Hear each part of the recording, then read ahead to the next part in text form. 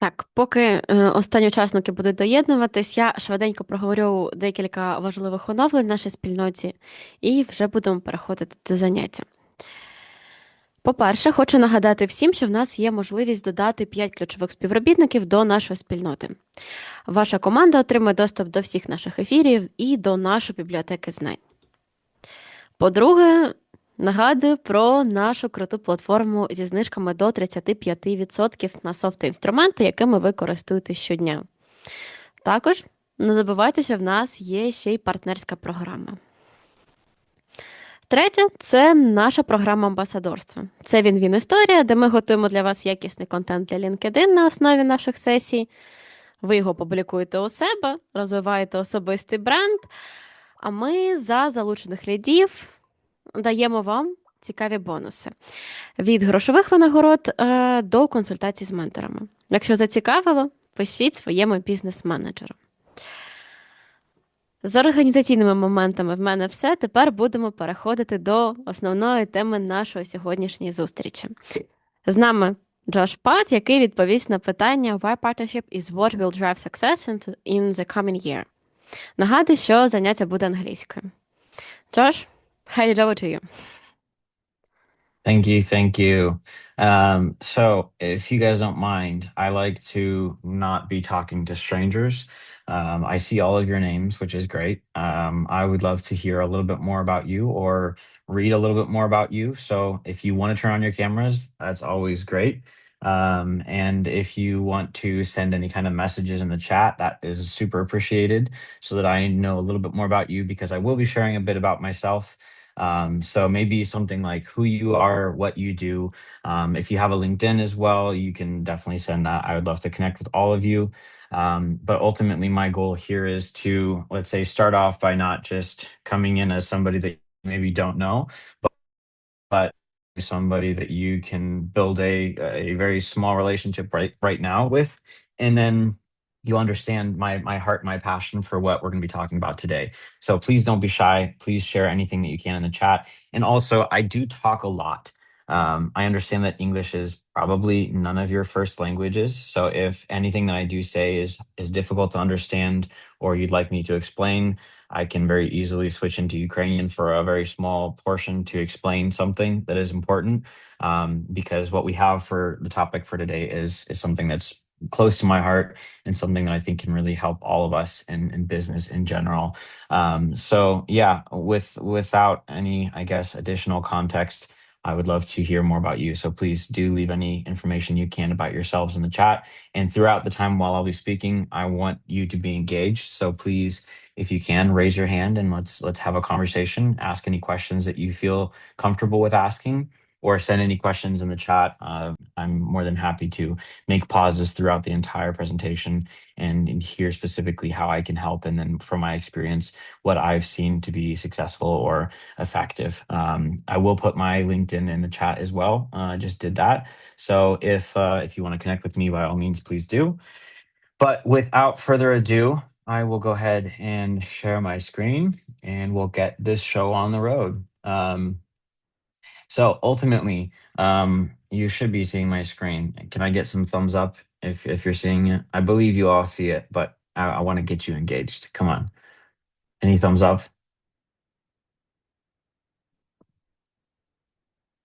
Okay, okay. Tatiana, thank you. All right, perfect. So, why partnerships is what will drive success in the coming years. So a little bit about me, and I'll share this here in a second as well. But oops, my bad.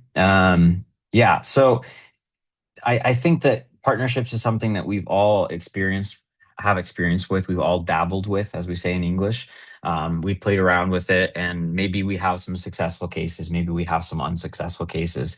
Ultimately, I think that everyone at one point in their journey as an entrepreneur or in sales or in marketing has looked at some kind of partnership. And I believe that right now, this business model, this business approach, partnerships is changing quite drastically from what we used to see years ago. And I will be happy to share more about that. But a little bit about me. So I'm an American. I've been living in Ukraine for about 26 years. So personally, I consider myself more Ukrainian. When people ask me, ти звідки? Я кажу, я американський львів'янин, я зі Львова, але народився просто в Америці. So for me personally, it's my home. I still live in Lviv. Not planning on leaving anytime soon. And here's where I decided to get more involved into business. A fun fact, I used to do music for a long time. I was a professional singer with a band. I even took part in Holis Karine back in 2015, got halfway through the show and was able to sing with some really successful people, which was a lot of fun. Got to meet a lot of people like Vokarchuk and Tina Cotto and all these people. It was a great experience, one that I'll never forget. And it was a crazy period of my life. And then right after music, I decided to get into what I felt like I was probably avoiding for a long time, which was sales. So sales is kind of where I started my career. Originally doing more like SDR work, which means just booking meetings, responding to messages, and then passing that over to the people who are on the sales team. But as things grew, then I started to change my position, going up the corporate ladder up to a point where now I am the head of growth at a company called Impressit, where we provide software and AI engineering. And then at the same time, 2.5, almost 3 years ago now, I started my own English school called English Less, where we focus on helping individuals to improve their English, but also our main, I would say, offering and focus is English coaching. We are the first school in Ukraine to offer English coaching, which is where you have a need to learn English, but also at the same time you want to learn how to do better marketing or how to do better sales. And so we kind of tie both of those together so that we help teach you English, but instead of asking you simple questions like how is your day, how is your weekend, we ask questions that can provide additional value. So like, what are your biggest blockers in your business right now? What is the life of your dreams? Are you achieving the goals that you've set in front of you? So helping people to speak English on a deeper level with more focus on English business and mindset specifically. And just a fun fact, English Less stands for English Less. So LESS is learn, enjoy, strive, succeed. But over my decade of experience in sales, marketing, and business development, I've been able to close and bring in over $5 million, probably closer to six now, in revenue for the companies that I've worked with over those years. And in the decade of teaching English, I've taught now over 1,500 different English lessons, both group lessons and individual lessons. But ultimately, I would say that my main title would be a sales enthusiast, a coach, and a mentor. I really enjoy helping people, listening to their problems, trying to help them find ways out of their blockers and guide them to success, whether that be in English, whether that be in sales, whether that be in business development, whatever it might be. So that's, I think, enough about me. And once again, please, guys, don't be shy. I would love to learn more about you. This is, I would like to say, more of a conversation than just me speaking and you guys just listening. I would love to have you as much involved and engaged as possible. So, does anybody here want to share 2 minutes about themselves before we get into into the presentation? So maybe I'll jump in to get the ball rolling. Perfect. So nothing really special. So I'm the CEO of Bits Orchestra company. You can see the logo behind me. So been into IT my whole life. I started as software engineer. Then at some point of time, I kind of took a risk and started my own journey building business. So far, it's been almost 10 years from when I started the journey. I wouldn't say like I was able to build a very successful business, but on another hand, no complaints. It's fine. It's we are not too large, but I think there are many benefits to that as well. You know, it's easier to manage. We have better company culture, corporate culture. More like family rather than just business and so on and so forth. So focusing uh, on US market mostly, doing web and mobile. I wouldn't say nothing fancy. Still kind of in search for our niche. It requires a lot of I would say mindset change. First I had to change my mindset when I switched from being just software development to running business. Now it also takes time and efforts and a lot of learning to kind of advance in running the business. So I think that's it. That's who I am. Thank you. Perfect. Thank you, Roman, for sharing. It's always for me inspiring when I see people who are more technical become founders, because I believe people who are in business development, if they get into the CEO role, it's kind of similar, but just on a grander scale. People who are more technical that get into it have a very new, let's say, mountain to climb, and those people inspire me because having a technical mindset and a business mindset are quite the opposite. It's very, let's say, not simple, but it's very easy to think one way and then completely rewire your brain to think a completely different way. It's always a great story of success. So thank you, Roman, for sharing. And I see Sadhi, you want to join in as well. Yeah, hi. Hi, Josh. Hi, guys. So my name is Serge. I'm founder of Your R&D. I started my career about 20 years as a software developer, and a few years ago, I started Your R&D, a software development company, software and AI engineering. We act as a technology partner for startups and businesses. Our main focus is on health tech. Why health tech? Because when I was a child, I had a dream to become a doctor, a scientist, and invent some drugs that help people live good.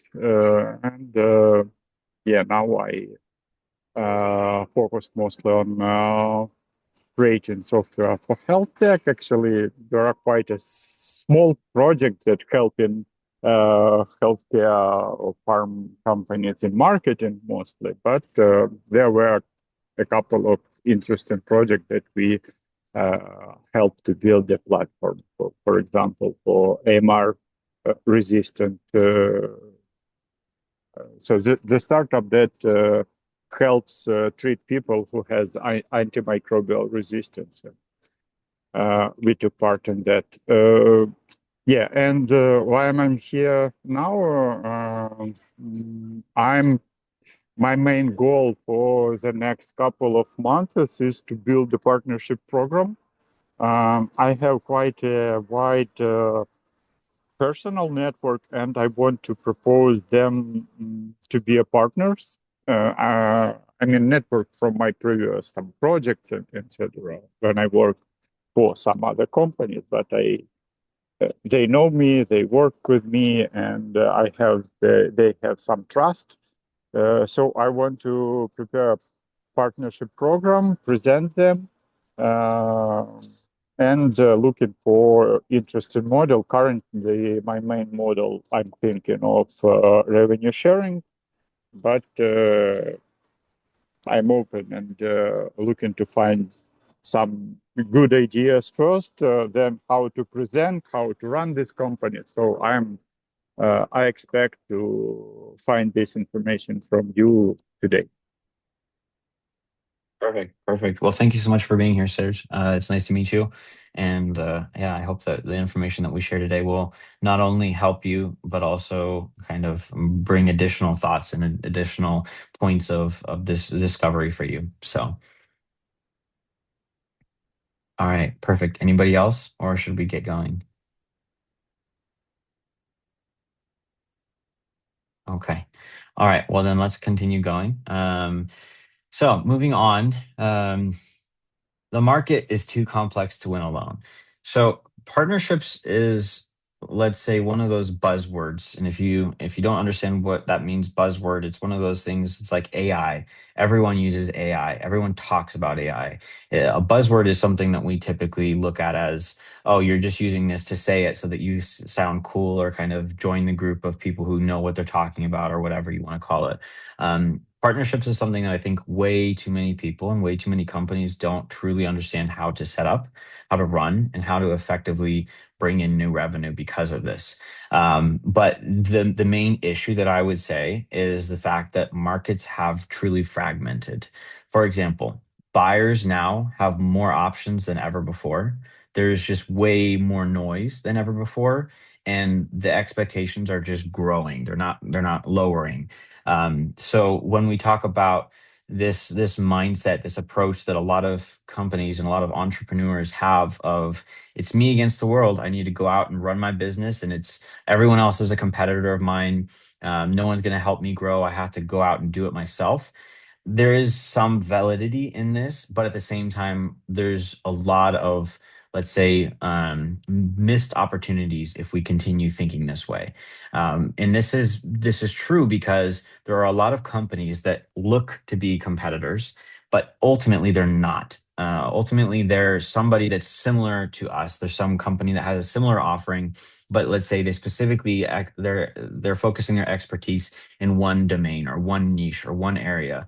And when we limit ourselves to thinking it's me against the world, we have a lot more, let's say, complex issues to go through. One of the main ones, which is I think why everyone's here, client acquisition. So receiving new clients by yourself is hard, especially nowadays. Especially when if most of you or maybe half of you or maybe just a few of you are in software development, I think you'll agree with me that AI has completely changed the approach right now. And the leads that we used to get that would say, "Hey, we need to build an MVP." Now they're saying, "Oh yeah, I built an MVP on Lovable." Okay, great. Now I'm needing to focus my time and my effort into shifting.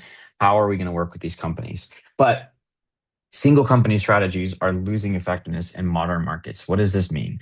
Ultimately, this means we as companies, as founders, as entrepreneurs, we need to focus on not being a single company, but more of an ecosystem, because the value that we bring is very important. And we'll get to this a little bit later, but just a very quick example. If you have an interested lead, and let's say your ICP is anywhere from a startup that has received seed funding or Series A funding, and you don't typically work with anything below that. Imagine you go to an event and you meet someone in their pre-seed. They don't have any income yet or revenue yet. And you're thinking, I like this person, I like their mission, I like their product, but I can't really work with them because they don't have the money. One small form of partnership is if you have investors in your network, make an introduction. Take that 5 minutes to go through your network on LinkedIn. Remember who your investor people that you met at other events were, and just making an introduction saying, "Hey, there's a great founder making a great product. I know that you maybe are interested in investing in these companies. Take a look at this one." And that's a very small way of doing a partnership kind of approach with investors that can already bring value. Because at the end of the day, most people, when they hear we don't have revenue, we're not funded, we would automatically think, okay, disqualify, big red X, right? You're not my ICP. You're not going to be able to work with me, and we give up right away. But the truth is, this is where that partnership first starts off in these kinds of scenarios. And we'll get to this in more detail a little bit later. But what I would say is trying to win alone in today's market is similar to playing chess while your competitor is playing with a full team. So imagine if you're trying to go at finding new clients by yourself, but there's other companies that have done the time and the effort, they've put in the time and the effort to build a partnership scheme, to build a reliable market of 10 different partners who have 10 different offerings. And while you're networking, they're networking, and all of you are together trying to constantly keep each other top of mind, which means at the forefront of your memory to basically say, and this is something that I do often. I go to events quite often. Last year I did I think 150 events in the course of 2025. And when I would go to events, if I ran into someone who was not my ICP, what would I do? Instead of just disengaging, disqualifying, and walking away, I would ask them, "What are you struggling with the most? Maybe marketing, maybe go to market, maybe you need investment, maybe you need design, maybe you need development, whatever it might be." I try and open the floor for them to say, "Well, I kind of need this." "Oh, that's interesting. I know a guy. Let me make an introduction. Let's connect on LinkedIn, on WhatsApp. I'll make a group chat and I'll make an introduction so that you guys can talk. Maybe they can help." Imagine you being able to do this as opposed to you walking up and saying, "Okay, yeah, I mean, I don't think we're really going to be able to work together. Goodbye." You've lost an opportunity, not now, but X amount of time down the road, maybe months down the road, maybe weeks down the road. And sales, as we most commonly know, is when you have, let's say, and understanding that whatever you're generating now is probably going to close within the next quarter, within the next month, maybe within the next 3 months.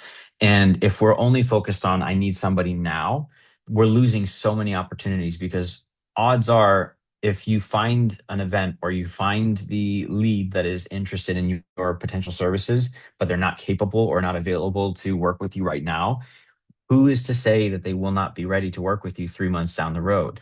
And this is the key part.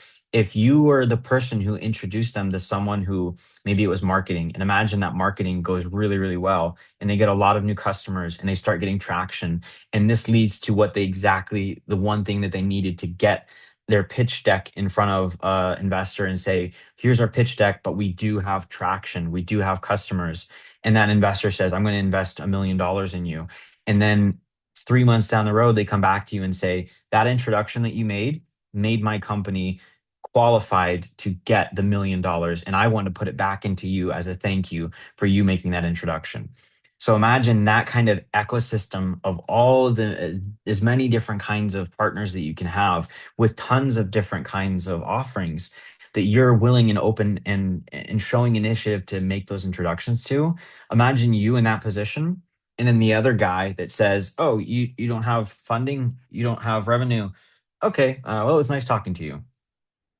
I think it's clear, but who do you think wins in this scenario? This guy, right? Because he's established that partnership. And I think that one thing that's very important to understand is cold outreach is not the only, and I would say the main effective way to get new clients as of now. If you know cold outreach, if you've done kind of cold outreach, average reply rates are under 2% on average, roughly. If you're doing email, it's just impossible. It's not impossible, but it's really freaking hard.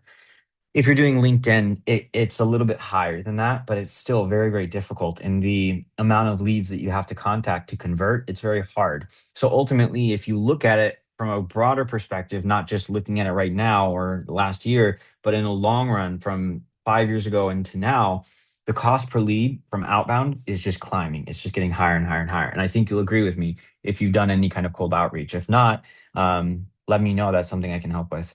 But partners really compress that cost dramatically. Partners are those people that you build a relationship with and that you trust and that they trust you. And very easily you can just have someone randomly say, hey, out of the blue, like, I just randomly met this person at an event.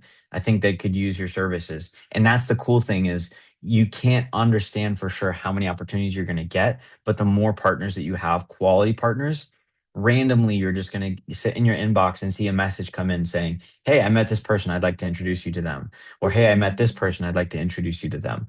So the leverage point is the partnerships let you borrow trust, the audience, and the distribution that honestly would take you years to build by yourself. And that's not, let's say, a nice to have feature. This is a complete must. This is what I think right now is more important than anything. If you're doing cold outreach, this is important, and you want to keep doing this because it's not broken 100%.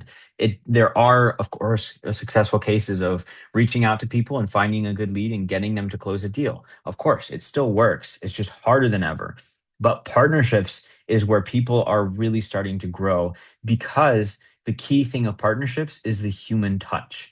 The human touch of building a relationship with someone, talking with them every couple of weeks, every month, and keeping that relationship going. In the world right now that is surrounded by AI, it's like a, let's say, it's like a breath of fresh air. I think all of us would agree. Would you like to be able to continue your work in it and continue growing your company, but not have to sit in front of a screen for hours upon hours? I think most of us would. I think most of us would like to be able to have more of those face-to-face sit downs over coffee, over lunch, over whatever it is, and have business happening without the screens, which is why partnerships is great. Because if you can travel, and I understand this is a complicated situation for most of us here in Ukraine, if you can travel and you can meet your partners face to face, they're up for it. They're interested in it because it's far away from sitting in this digital screen one after another, call after call. They like to sit down with you and they like to talk with you and they like to build those relationships because it's farther away from what the world is taking us into more, which is the digital world. And we have so many signs of that. I mean, phones, screens, computers, VR. I mean, everything is getting us to a point where we're just going to be completely enveloped and completely dragged into a digital world. So when we're thinking about a single company strategy, it basically means just thinking, I'm going to do this all by myself. I'm going to grow all by myself. I'm going to set up my LinkedIn. I'm going to set up my email. I'm going to set up some kinds of forms of inbound marketing. And I'm just going to hope that things are going to work. And if that's the only way that you focus on client acquisition, I will be completely honest, you are missing loads and hundreds of thousands of dollars of revenue because you're simply not investing in one of the main acquisition channels that is working in 2025 and in 2026. For example, us as a company, the company where I work as the head of growth, we brought in more deals from these partnerships and from these referrals than we did from lead gen because that's what people are open to doing because there's more trust involved. There's more, let's say, ability to close a deal when you get someone that you know that speaks for you or is an ambassador of you and your services. So to keep things moving, customers now buy ecosystems, not products. So, buyers typically don't just evaluate you in isolation. They don't look at you and just think about, okay, what exactly am I going to get? The one thing that I'm going to get. They're usually asking, does this fit into what we already use? And will this company still be relevant in 3 years? And then who do they work with? Of course, everyone knows the third one. Who do you work with? Everyone asks this, right? What kind of clients have you worked with? Can you share some case studies? This is standard procedure. But when it comes to where are you going? That's very important as well. Understanding, okay, this person that wants to work with me, this company that wants to work with me, who do they have in their network? Are they well connected or do they seem like the kind that just sits behind and doesn't really meet new people? Because oftentimes, and this is true in not just software development, but in any industry, oftentimes when we're very connected and we start a collaboration with a client on a specific offering, we become part of their team. We become part of the ecosystem that they are, and we understand, okay, what else might you need, right? What else can we help you with? Okay, well, we can't help you with marketing because that's not our forte. That's not what we focus on. But I do know two companies that I'd be happy to make introductions for, and that's what companies are wanting to know. They want to know from the first conversation that you have, how connected are you? What kind of, what, let's kind of say your network is your net worth. What kind of network do you have? People don't ask this specifically on a call, but when you share, and this is a tactic that I use constantly and I would recommend as well, if you have these conversations with people and there seems to be a fit or there doesn't seem to be a fit, one way or another, one of the questions that I would recommend you writing this down and asking this in every single call that you have with an interested prospect or not an interested prospect is, what are the areas that you might need help on besides what I've mentioned today? Doesn't have to be what I could potentially help you with, but maybe you have marketing needs, maybe you have sales needs, maybe you have whatever kind of needs. Asking them this question shows that you're not interested only in making the sale, but that you're interested in potentially getting in your network and getting in your partners to help them on a let's say a double whammy, as we say in English, where okay, you're going to work with me, you're going to have access to my contacts, you're going to have access to my network. For example, one of the companies that impressed at the company where I'm the head of growth at, one of the companies that we did work for previously was F1. And so when people say I'm interested in working with F1, oh, that's great, we have contacts at F1, and that all of a sudden brings more value than just, oh, we can build for you. Okay, cool. I think we would all agree here. If I say I can build for you, that's cool. If I can say I can build for you and I can also make an introduction to someone at F1, that's probably more important, right? So it's who we have in our network and how we position this to build not just and to sell an ecosystem, not just a product or not just a service. Um, your product might be excellent or your service might be excellent, but if it doesn't connect to the tools that your buyer's already using or might be interested in using, you're going to lose most of your clients because they're going to find somebody who's going to be very let's say initiative driven to bring in as much value as possible, which if we kind of backstep to where I started in the call, the presentation today, my school, for example, when I was thinking about how do I become one school that is different from everyone else, one of the things that I had in my head that was resonating was I need to not just provide value in one area. You know, if I have people that are spending time and they're spending money with me, can I do this in a way where I'm providing twice as much value? Which is where I came up with the idea of English coaching, which is I'm teaching English, but I'm also helping while I'm teaching to bring in as much value as possible. It's the same thing here. It's like, okay, I can close you as a client that is needing my software services or whatever kind of services I'm providing. But what else can I help you close? Maybe I have a partner that can come in and help you as well. And all of a sudden, your value in this relationship has just doubled. Because if they're a company, let's say a startup that is, you know, self-sufficient, they're able to run, but there's still a lot of things that they need. Most oftentimes, there are companies that have more needs than what you're actually talking to them about, right? They don't say that on the call because you're, let's say, let's imagine development and then go to market. If your development, you're not go to market, they're not going to talk to you about their go to market needs, right? But if you're able to get them to say, I'm actually also looking for someone that is going to help us with go to market, you've now doubled your value by saying, I have a great company that I can bring in and make an introduction, and you'll be able to walk away with another potential provider that will help you to grow. And so instead of just saying I can do one thing, now I can do two things. And if we do the math, two things is better than one, right? So that's where it comes to, you know, how we can integrate our network into in our partnerships into the relationship to double sell the value of what we bring to the table. um, and then being associated with trusted partners does signal legitimacy. So, for example, if your company is a relatively new company or maybe not as well known, if you can build a partnership with a company that's well known, this is also something that creates trust. For example, we were the very first company that partnered up with 11 Labs, which, if you don't know who they are, they're the industry leader in voice AI. They had just recently started their own partnership program, and we were the first company to get our foot in the door and become their official partners. And when I have conversations with people that know this industry and I say, oh, yeah, we can help you with voice AI. In fact, our partner is 11 Labs. They might not have heard of of Impressit, but I'm sure they've heard of 11 Labs if that's one of the industry companies or the industry that they're in. And so building these partnerships, finding these companies that you can try and get your foot in the door with to then utilize that trust and that legitimacy and that brand reputation as an additional, let's say, award on your resume or on your pitch deck, that does impact the chances of them actually deciding to work with you. It's like, for example, a lot of companies, they'll include their awards from Clutch or from all these different programs. You know, we were the top 100 companies of Europe or the top 100 companies doing AI in the world, whatever it is.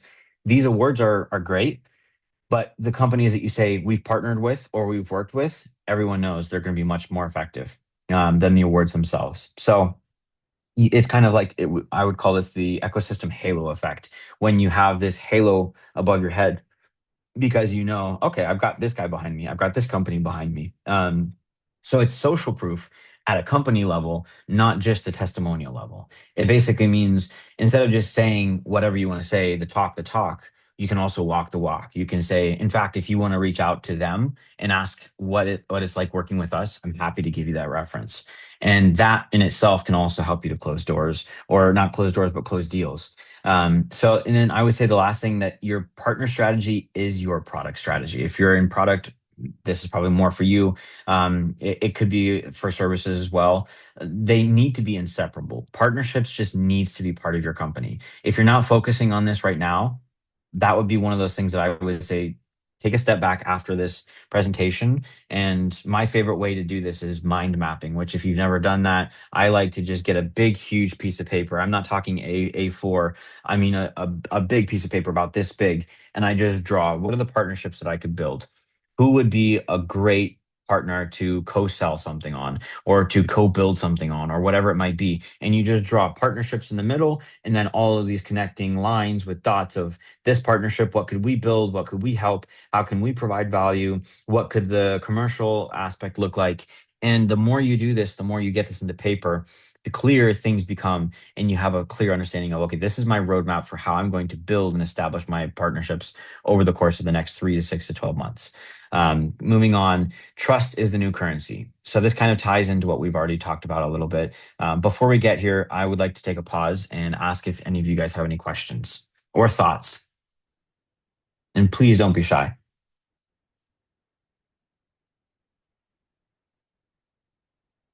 Yes, Daniel, I see your hand is raised. Yep. Hi, everyone. I'm Daniel from Code Harbor. We're a small web development team from Kyiv. I won't bother you with some description of our business. Basically, we are an outsourced team. My question / thought is, you're talking about partnership like a social connection. It's legitimate thought, I think, but in business, from my point of view, I'm only a biz dev, I'm not a CEO.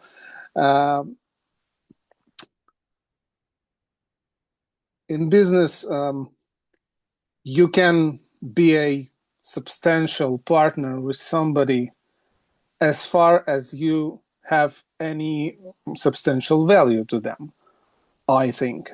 So what do you mean by you were last 10 minutes you were talking about creating as many connections, as many partnerships as possible. If you can provide some product or service to someone, ask them to what can you do elsewhere, and for example recommend some of your acquaintances. But question is, how will you hold this partnership or connection if you don't have any shared, I don't know, interests? If we're talking about business, let's be honest, mostly it's about money. Mostly it's about some value. To be friends, to be pals, it's great, but you can't be just a friend without any substantial outcome in business for too long.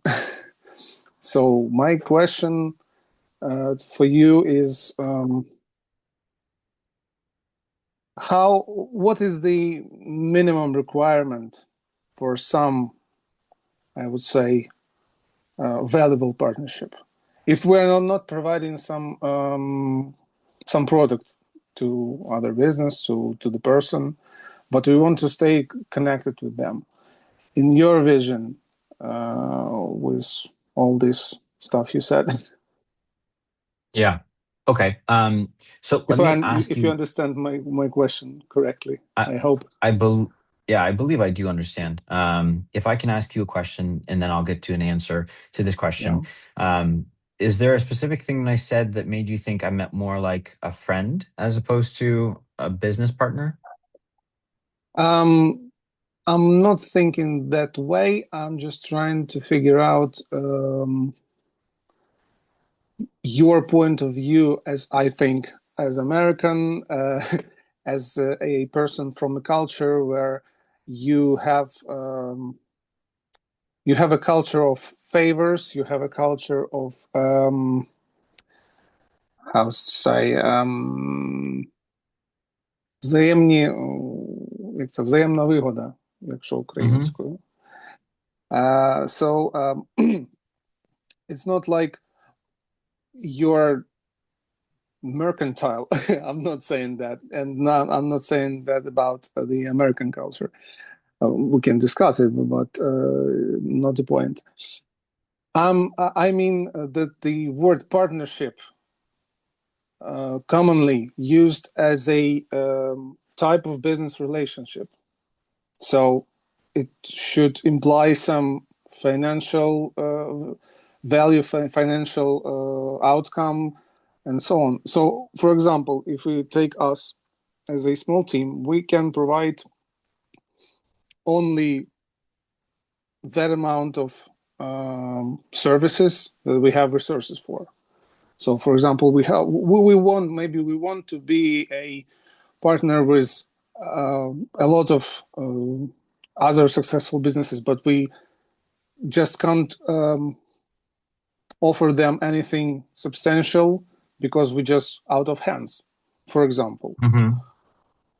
Okay. For example, I have a real example of what you're talking about, and I agree with you about the importance of partnership and the importance of connections, because one of our clients is a partner or slash client of our client.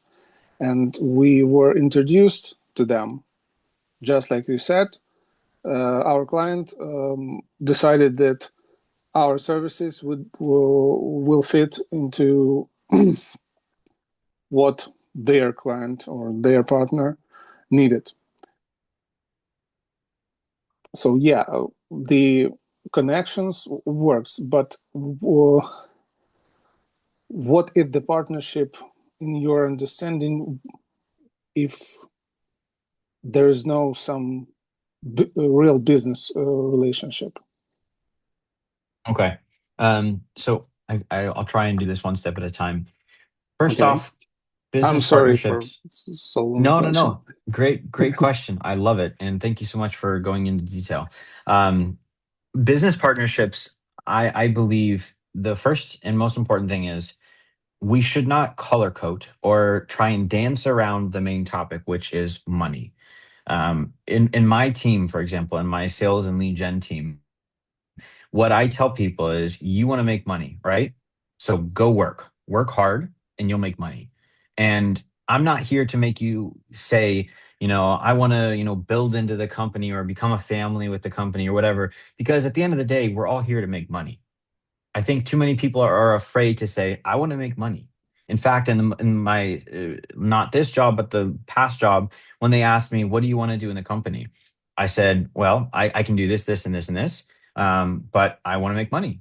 And I'm not afraid to tell that because the person who wants to make money is always going to make a fraction of the money that the company makes, correct? If you're in sales, you make a small percentage of what the company makes when you close a deal, correct? So that means Mhm. we shouldn't be afraid to talk about money. When we're talking about partnerships, I think it's very important to have a relationship with someone because out of all the partners, there's got to be something that makes you stand out more than others. So in your case, you said you're a smaller company, you don't have a lot of boots on the ground, and maybe there are other companies that do similar things or the same exact thing that you do.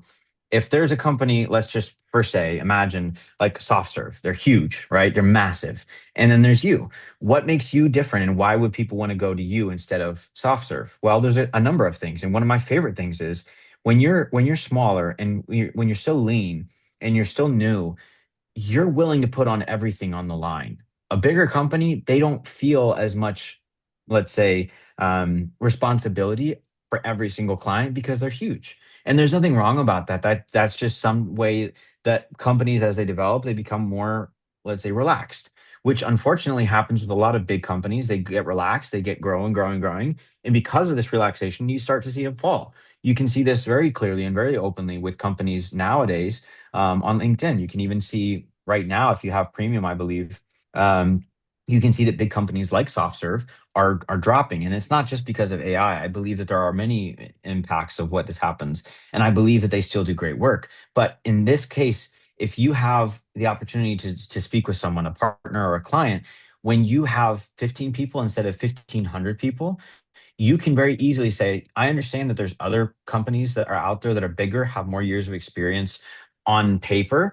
But one thing that you won't get from them that you'll get from us is because we're new and because we're fighting for every single lead that we have, we're going to put in more time and more effort to make sure that this experience for you is the best that you've ever had because it's in our best interest to have a good relationship with some of our first few clients or as we're getting to that 50 head count or whatever the head count is that your goal might be, we're ready to put in extra time and extra effort to make sure that this relationship goes well because it's in our best interest for our reputation to grow, just like it's in your best interest to have somebody who's going to work hard and bring results.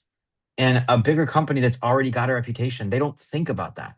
And that's not something that they're worried about. And there's nothing wrong with that, but that's just the way that it is. So that's one thing that I would say makes you different when you're a smaller company is we're going to try hard. And I agree with you 100% that there has to be some value that you bring to the table. If you're not bringing any kind of value to the table, you're going to lose that partnership. And that's something that I think you have to be very okay with. For example, I've had partnerships where the partner of mine that I had, we constantly sent them opportunities and constantly made introductions and they didn't do anything. And after a while, I just said, guys, this isn't working. Like, I understand that it's great for you, and maybe we get a potential small amount of money from the opportunities that we send your way, but we're really wanting to build a partnership with someone that we can send opportunities, but also receive something in return. Because when we first talked about this, you said you want to make a lot of money, and we said we want to make a lot of money. And let's be honest, the percentage that we're making from our revenue share is not a lot of money. We'd be making a lot of money if we were getting revenue plus clients, just like you're getting revenue plus clients. And there's nothing wrong with telling a partner this isn't working. I think it's it's hard, but it's at the same time, it's like you're in this mission to grow, right? So if you have a partner that's not providing value, would you want to keep them as a partner? Would you want to spend an hour every other week to talk with them and see how are things going and hear the same thing over and over again? Yeah, things are going well. We don't have any opportunities for you. We're still asking people. We're still talking. It's the same thing over and over and over again for week after week after week. And you just realize there's no value here. But when it comes to the other side of the things, and I see we do have a few hands raised, so we'll go quickly. If you're the one that's not providing value, you need to potentially think about, should I even let them be a partner of mine if this is something that I see is not working? Because I don't want that reputation of us to be that partner that didn't bring any value to be hanging over my head for a long time. It's crazy how much impact those mental things have over us and over our productivity. And it might not feel like it, but if you have a partnership that you really want to work and you just cannot get any opportunities to them, you're thinking about this a little bit every day or every other day, and after a long time, after months, you're just thinking like, I feel like a failure. And that is not worth keeping that partner hoping that you're going to bring them something. But at the same time, it can raise a lot of questions for you to ask. Am I doing something wrong? Am I reaching out to people the wrong way? Am I not positioning myself the right way when I'm bringing up that I have this partner that I can work with? There's a lot of moving pieces that it's hard to, let's say, in this short time period, give an answer to that. But I would say, one, you have to focus on money with partnerships. In fact, one of my, I would say, more interesting partners that I have that's based in New York, he's a guy that when we call each other on WhatsApp just randomly out of the blue, without any heads up, we just call each other. And when we pick up the phone, how do you think he calls me? He doesn't say, "Hey Josh." He says, "Hey brother." I'm not his brother. I'm his business partner, but he feels comfortable with me because he understands Josh is in the same game that I am, the hustle game. Josh wants to make money. I want to make money. So in this way, we kind of like our brothers. But at the end of the day, we both understand clearly you want to make money and I want to make money. Let's team up and do it together, as opposed to you trying to do all the things that you do by yourself without somebody like me, and vice versa. So I think that there needs to be a connection there where you trust this person and you feel good about this person, but at the same time, you can't go into it just being friends, because friends don't help you. Friends won't make you money. People that are business people, they will make you money and they can become friends over time. But yes, very clearly, I would say it's not about the social connection. It's about having somebody that you do trust, that you want to send opportunities to because you genuinely like the person. But at the end of the day, your main focus is, I want to make this person money because I like them. And I think that's a very normal thing that many people don't understand, that they need to understand. Hey, if I'm sending you a connection and it's going to help you to grow, and it takes me 5 minutes of my time and I don't get paid for anything, what's the problem? Why can I not spend 5 minutes of my time? Especially if maybe down the road, months down the road, years down the road, maybe that person will remember, oh, he sent me that person. I actually have this one lead that could be a good fit for him and this other company. But you know what? Out of the courtesy of my heart, I'm going to send it to him because he helped me earlier. That's also partnership. Yes, Victor, I saw your hand up first. Let's go one at a time, and we'll try and continue moving. Yeah, sure. Hi. So thank you so much. I just joined it a little bit late, but I have, let's say, one topic which I want to ask you. So basically, with small team, service team, we provide DevOps services, and the Okay. question or challenge which I always have is to how to evaluate or maybe prioritize different hypotheses. So let's imagine we make a strategic thinking, as you mentioned, with a mind map, and I'm thinking, okay, I Hmm. can be partner for those companies, or I maybe Okay. can be partners for software development companies which doesn't have a DevOps expertise. And what I found very challenging for me, it's how to prioritize those hypotheses, because technically you need to basically to test it, to make a call, to give a value for partners. You need to keep those connections, let's say, provide some updates, value, maybe projects, opportunities. And when you have a limited resources, let's say just one, maybe partnership manager, you need somehow to prioritize which of the hypotheses or ideas would be, let's say, more beneficial or more profitable. So what your suggestions, how you basically prioritize some hypotheses or ideas on the strategy level to go with some idea over another one? Okay. I'll start again with a question. How many new, let's say, contacts and messages is your partnership manager sending per day? So per day, I believe it's between 5 and 10, but it's really good ones, which is, let's say, personalized with the idea how we can be partnered and what value we can bring. Okay. Can that person physically make it not 5 or 10, but 20, 25? Yes, but it would be less, let's say, personalized would be more just, as a, I don't know, hey, we're doing this, maybe we can talk and find some. So technically, yes, but the quality would be lower. Okay. Is this personalization, just so I understand, because it sounds still a little bit underdeveloped in my opinion, is this personalization just a message that they're sending? It's yes, it's a message and more with the material. So, for instance, if we send for a software development company in fintech, we say, okay, we have a project in fintech, we did this, and that.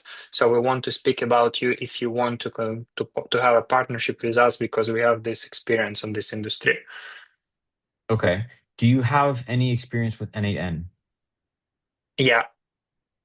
Okay. What about with Clay?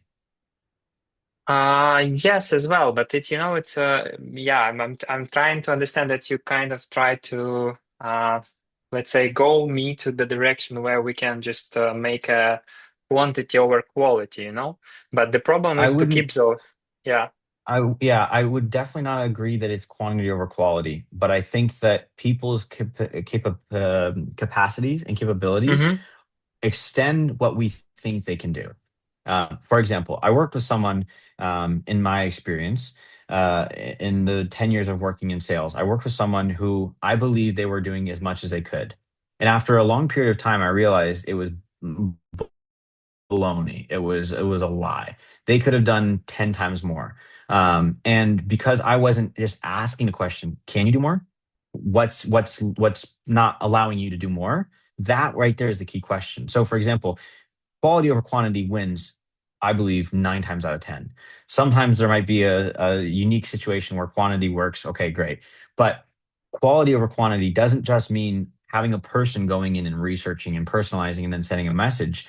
The tools that we have nowadays for, let's say intent AI, there's tools for AI intent. There's tools for AI scraping. There's tools for segmenting. There's tools for prospecting. There's so many tools nowadays. That what you can do is ultimately, if you have an ICP for these are the potential partners that I want to make, okay, then you enrich these partners through many different kinds of tools that you can use. And you set this up so that this is being automated because a person can do it, but at the same time, AI can do that just as well as a person. This is the section where AI can definitely do well and do it faster because we're not talking about the messaging. And the messaging is also something that's not that hard to do actually with AI nowadays as well.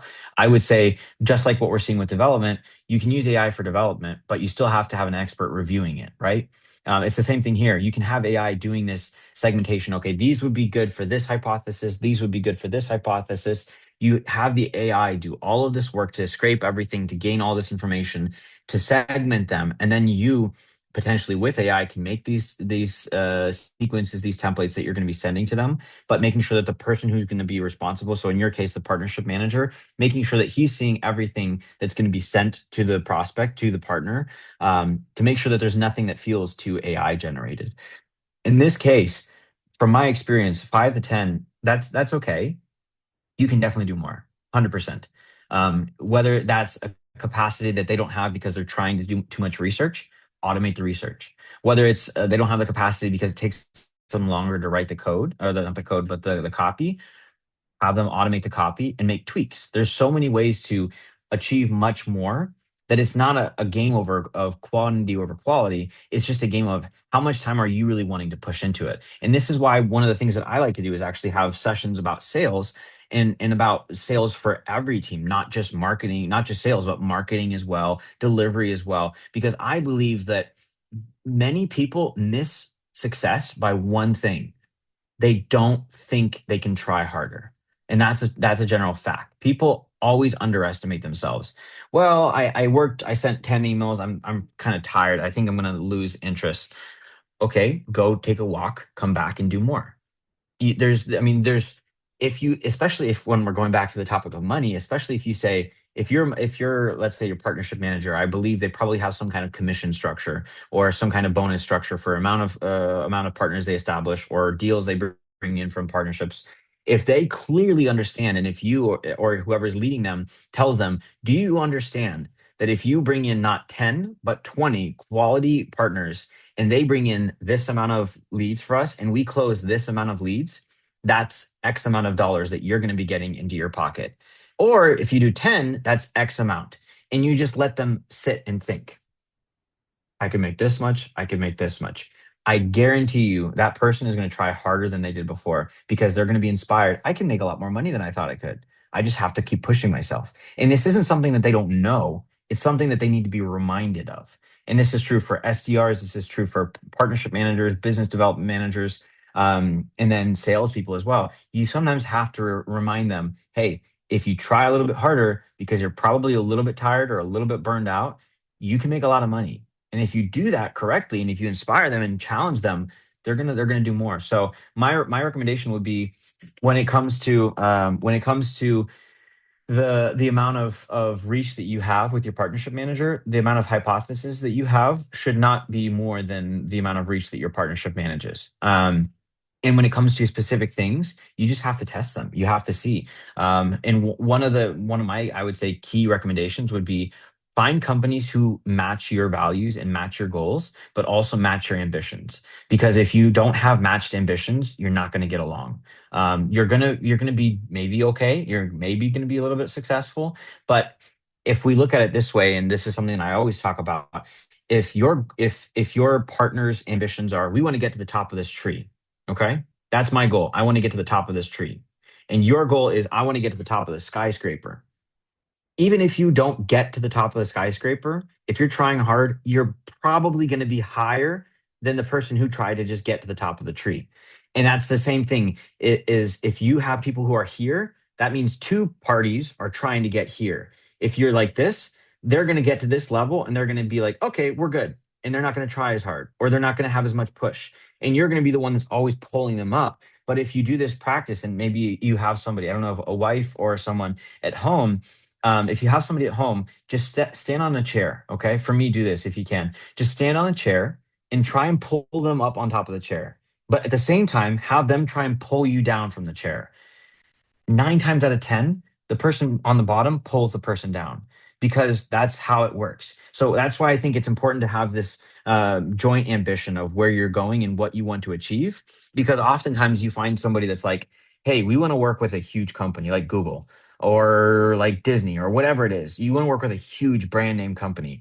And in this case, if you have a partner that does maybe software development, AI development, and DevOps, but they're really, really good at AI, most likely, if they're smart, they're going to think, if we have an opportunity to work with this big, huge company, it might be better that we focus on really, really, really doing well with AI, and then bringing in this partner who does really, really, really well with DevOps. Because if we can get in with this big company, that's a case study, that's a potential testimonial, and that is an opportunity for us to get our foot in the door with other opportunities. Plus, these huge companies, they've constantly got multiple different departments that are working on multiple different things.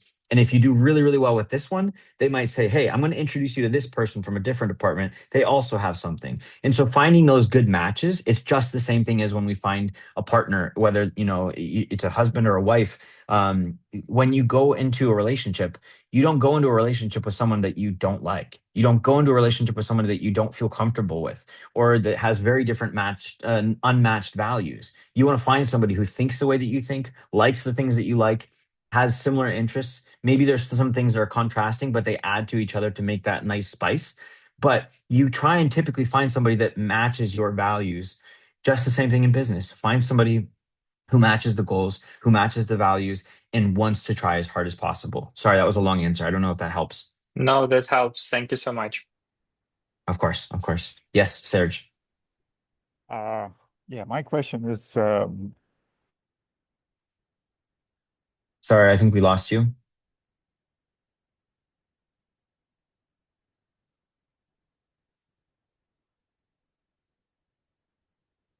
Serge, I think we lost you. If you can hear us, we can't hear you. Okay, well, there we hello? go. Now you're back. Yep, now you're Yeah, back. sorry. So the question about culture difference, you mentioned the word brother, right?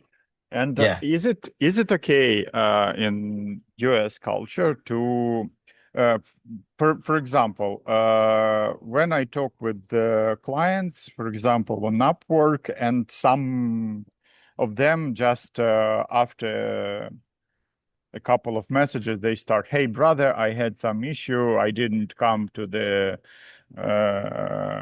meeting. Let's make it another one." So, is it okay for Americans just to start, "Hey brother," or "Hey Yes, bro"? it's very normal. One of the things that I do sales advisory, and one of the things that I share often is shadowing. There's nothing wrong with shadowing. So if someone responds to you, sends a message to you, picks up the phone, talks to you, and they say, "Hey brother," there's nothing wrong with saying, "Hey brother," in return. It doesn't feel off. It doesn't feel weird. I personally don't like calling people brother or man unless I have a good relationship with them. If they start off that way, I'm not going to make them feel like we're disconnected because they're very friendly and I'm not friendly, which is where shadowing comes in. If they say, "Hey, brother," maybe I'll say, "Hey, brother." If they say, "Hey, man," I'll say, "Hey, man." This is a normal practice, especially if you have a younger, probably generation founder or expert or operator, and they might say, "Hey, brother," or "Hey, man." It's a very normal thing. Okay, because for me, "Hey brother" and "Hey friend," or it's like more It's close not normal here in Ukraine. relations, and we need to do something to call in this way to each other. So, Yeah, but it's something about American culture. Like in Ukraine, if we're talking business with someone, we don't say "Привіт, братан, як там справи?" We don't say "Привіт, bro." У нас такого нема. We don't have that in Ukraine. It's not a normal accepted thing. But in America, it's very normal. It's the same thing as if you didn't know this. In America, when people say hi, they actually say, "Hi, how are you?" They're not expecting you to say, "How are you?" Actually, they're just saying, "Hi, how are you?" And your response would be, "Hi, how are you?" And it's a very normal thing. It sounds like it's idiocracy. I hate it. I don't like it because it shows the level of fakeness that a lot of Americans have. And especially when you watch from the side, you see two people and one goes, "Hey, how are you? Hey, how are you?" And then they start talking about business and it's like, you asked a question and you didn't even answer. So there's a lot of different cultural things that are very normal in America that you just have to understand. Brother is one of them. Man is one of them. okay, good. Thank you very much. Of course, of course. Was there any other hands that I saw that went down? I don't remember. I believe we talked through everything. But by all means, if there are more questions, please do raise your hands. Okay, so trust is the new currency. As we talked already kind of briefly about this, and one second, let me just check. There was a chat in terms of automation through AI, but will it be high quality partner communication if it's just like a mailing through AI? This is clearly not about relationships. Yeah, so I think it's very thanks, Victor, for coming. So I think that you have to be very, very careful with how you're sending messages through AI. I personally don't like to just leave a message that AI has generated and not touch it at all. For me, whenever I see any copy come in front of me, if I see it's AI or if I know that it's AI, I'm always going to make some minor changes to make it feel more natural because AI doesn't know your voice. It doesn't know your tone of voice. It doesn't know your, let's say, your standard your standard tone of voice. And so it's going to try as best as possible. That's why oftentimes if you give it an example of this is what our really good message was, make a similar version of this, it will do much better than if you just say, "Make me a message that says blah, blah, blah, blah, blah." That's why if you have a good message that worked in the past, include that in there and say, "This is a message that we've used in the past. Make something similar to this, but talk about XYZ. Make sure and include AYB, whatever it is." but using an example will give them a better sense of your tone of voice. But at the end of the day, always check it. Always see if there's something that you can make that makes it feel more like a message that you would send, or whoever is sending the messages, that it sounds like them, because then people really wouldn't avoid the message because it feels more natural. Especially if we're talking LinkedIn. LinkedIn has to be short, and I would say that most of the LLMs nowadays, Claude is doing much better than ChatGPT from my experience, but most of the LLMs are still giving those longer messages, which is usually like 3 or 4 paragraphs, where usually people on LinkedIn, they don't like that. They usually like 1 or 2, at tops 3, even if that. So anyways, back to what we were saying, trust is a new currency. We talked about this already, but if you think about it, let's just kind of imagine this situation. You're at an event, okay? You're at an event and you walk up to somebody and you start a conversation. You're networking with them, right? And you just start talking about who you are, what you do, and you give more information, and things happen, and whatever. The conversation comes to an end. That lead is a cold lead, obviously, because you just walked up to them randomly and you hope that there might be a good output. Excuse me, a good outcome. And what if you go to this event and you see somebody that you know and you start talking to them, and the same lead, imagine again, this is a different situation, but the same lead. Imagine they walk up to the person that you know and they know them, and they start talking and they have a good conversation, and your friend says, "Oh, by the way, have you met Peter or whatever your name is?" This is now a warm lead because there's trust involved. And it's the same when it comes to intros, referrals, partnership introductions, anything where somebody else is the middleman and you all of a sudden don't feel like that cold person saying, "Hey, I'm Josh Pratt from company XYZ reaching out to talk to you about ABC." This is where cold is not dead. It's not dead, but warm always wins. Warm is always going to have a better result, and I think none of you would argue with me. You can still go to a networking event, not know anyone, and bring home a lead and close a deal. Of course, 100%. I've done it. Everyone's done it at least once. But warm leads are always going to be much more effective, and you're going to understand that they trust you more because somebody else gave that introduction. Well, I mean, if you give someone an introduction, you're not going to give it to somebody that you don't know, that you don't trust, that you don't understand that they've gone through some kind of vetting process, right? So the same thing is it's a mutual thing. So you want to make sure that you have more warm intros as much as possible, because I mean, a trusted partner converts, let's say, 5 to 10 times more than the cold outreach does. It's just a normal way of getting new leads. If it's a warm intro, the person usually doesn't go cold on you. They don't avoid you. They don't ignore you. And you have a better sense of understanding that this person might convert. So making sure that you understand cold is not dead. You can still do cold outreach, whether that's LinkedIn, whether that's email, whether that's cold calling, whether that's Upwork. There's still a lot of ways to do it. It just takes more time and effort than if you have somebody that you know.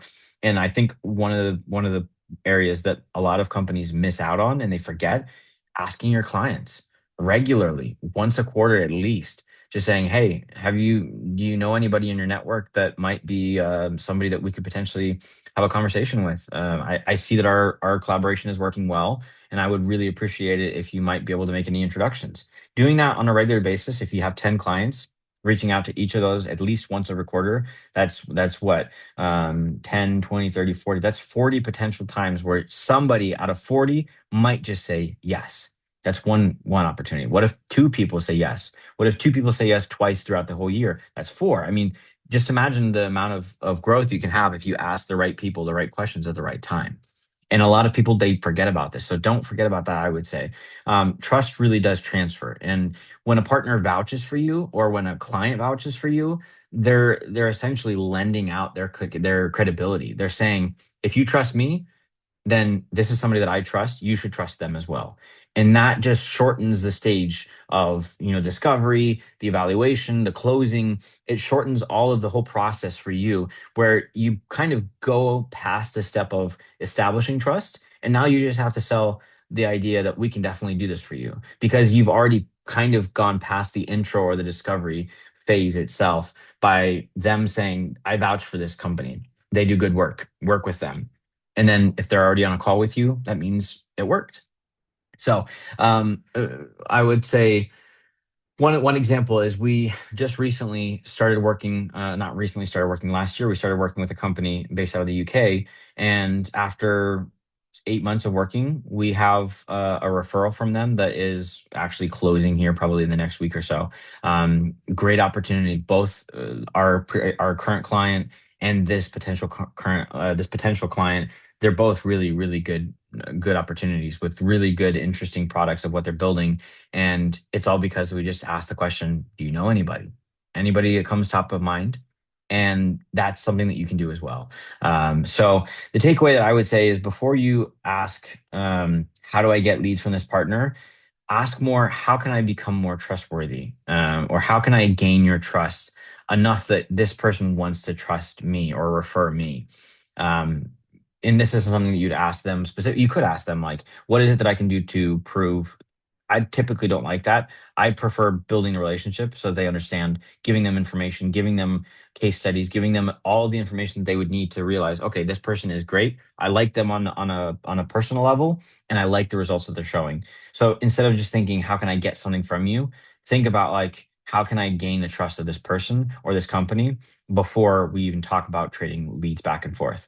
I think clearly setting the agenda for these conversations and what you would hope to get out of it is very important. I personally like to just tell people right away. I'm like, hey, I don't believe that the world works best when it's everyone fighting for their own scraps or fighting for their own piece of meat.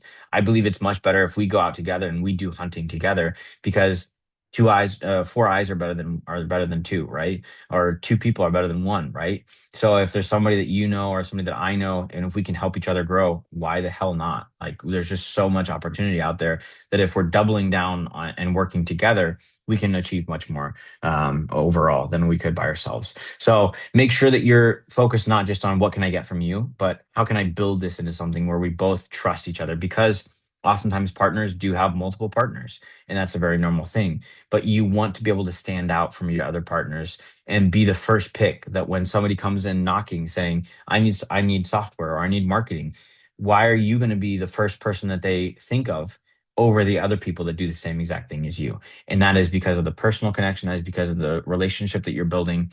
And one of the things that I would encourage is set up a normal cadence. If you don't have a normal cadence set up with your partners or your future partners, before you even do that, automatically come to the table and say, hey, I like this conversation, I like where we're going, I'd like to, investigate how we could potentially be partners. One of the things that I would like to do is have a normal cadence, meeting once a month, once every 2 weeks, so that we can keep each other accountable and understand that we're both wanting to bring in opportunities, and just kind of bounce back ideas on, what are you doing right now? What am I doing? Maybe we do a joint post on social media. Maybe we do a joint outreach campaign, whatever it might be. Say, how can we talk regularly so that we can not just hope that one of us is going to send each other any kind of opportunities, but actually do one step farther and go out and try and figure out a way where we can both grow by actual results, as opposed to just hoping that one of us is going to send each other any kind of leads. So the different kinds of partners, and there's more than what I've included here, but these are what I would say the typical kind of partnerships fall under. Referral generators, co-sell, and co-build. So oftentimes, referral generators are people.